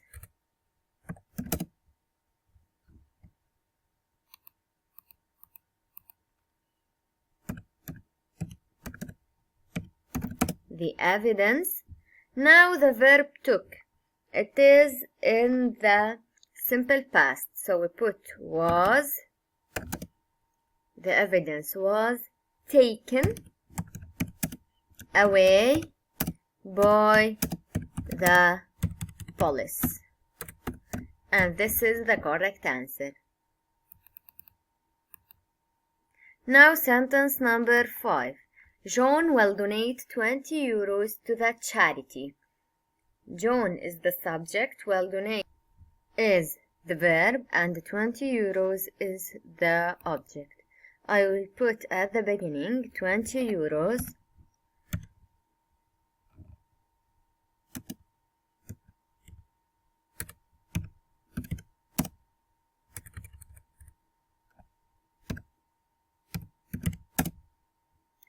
and the verb will donate, simple future, we put will. When we change it to the passive voice, we put will plus be plus the past participle, and here the verb is donate, so the past participle is donated.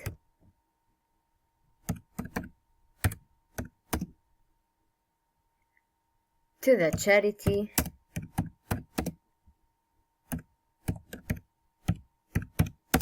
by John. And here we can eliminate the subject from the passive voice. It is not an necessary step.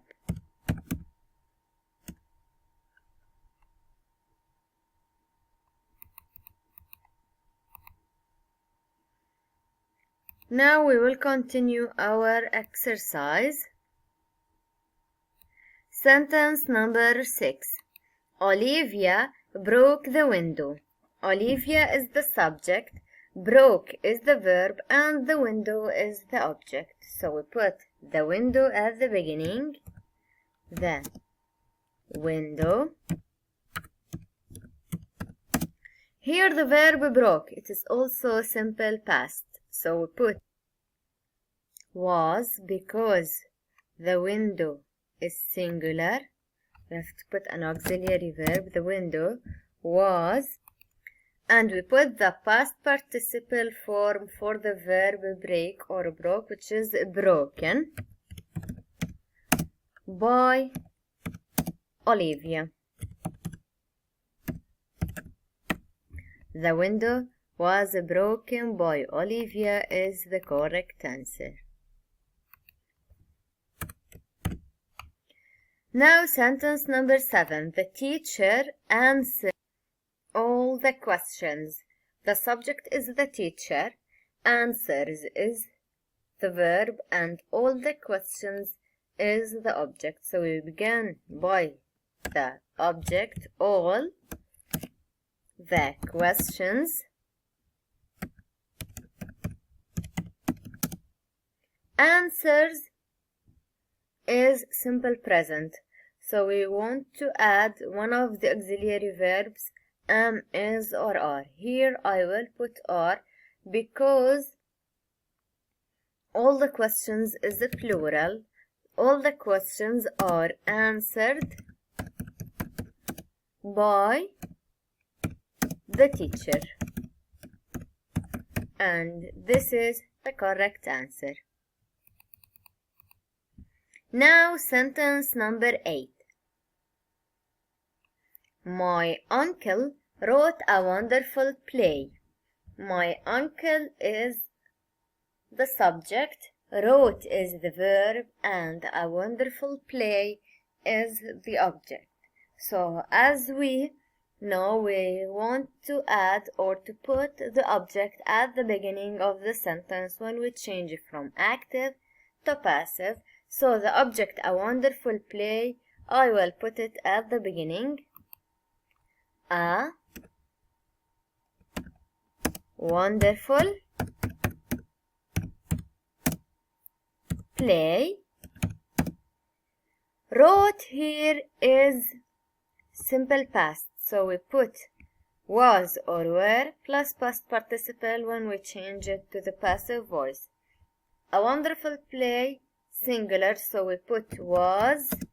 Wrote, the past participle for it, written.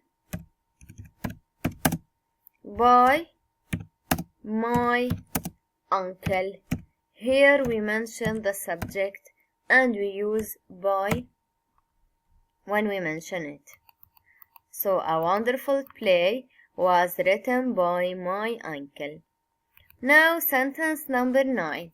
Jean will upload the video. Jean, the subject, will upload the verb, and the video is the object.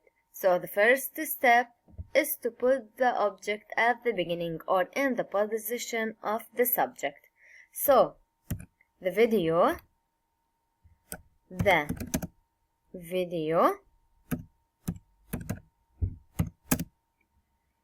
verb here will upload, simple future. So to change it to passive voice, the form for the verb is will plus be plus past participle. So I will put will plus be, and here the main verb is upload. So the past participle for it is uploaded, uploaded, and I will mention the subject. So I will put by Jean is the subject, and the sentence ended. Now the last sentence in our exercise. The man carried the pram up the stairs.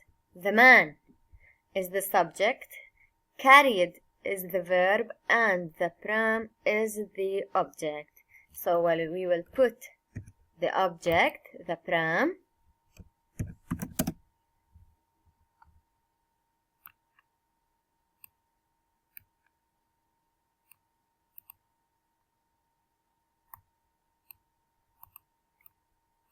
the pram. The verb here is carried, simple past, and the pram, singular, so I will put was. Carried is the past participle for the verb carry. The pram was carried up the stairs by. I will mention the subject here, which is the man. And this is the correct answer. So the pram was carried up the stairs by the man. And here I finished solving this exercise about active passive voice. Hello everyone. Worksheet about the previous lessons. First exercise, write the correct tense of the verb in brackets. So here we have many sentences and we have verbs in a bracket. You have to put the correct form of the verb or the correct tense of the verb. I solved the first sentence or the first verb. I see is the verb. Many pictures of the pyramids before I went to Egypt. We have here two completed actions. One happened and ended before the other. So the first action started, happened, and ended. The second action started and then ended. So we use here for the first action past perfect, and for the second one simple past. So see becomes had seen because we have before. So had seen is the action that happened before, and went is the second action we use for it, simple past tense. And you continue solving the sentences as the example, depending on the rules of the tenses and the forms for each tense. Here we have also sentences about the tenses.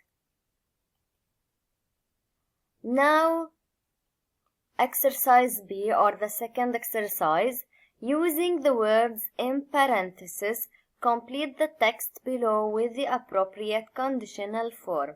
So here this exercise is about conditionals, zero conditional, first conditional, second conditional, and third conditional, or maybe the mixed conditional. You have to memorize very well the conditional lesson and then try to solve this exercise. I will solve the first sentence. If I have the verb enough money, I backpack is the verb also around Europe, but unfortunately I am broke. The sentence, but unfortunately I am broke, shows us that this action is impossible to be happen.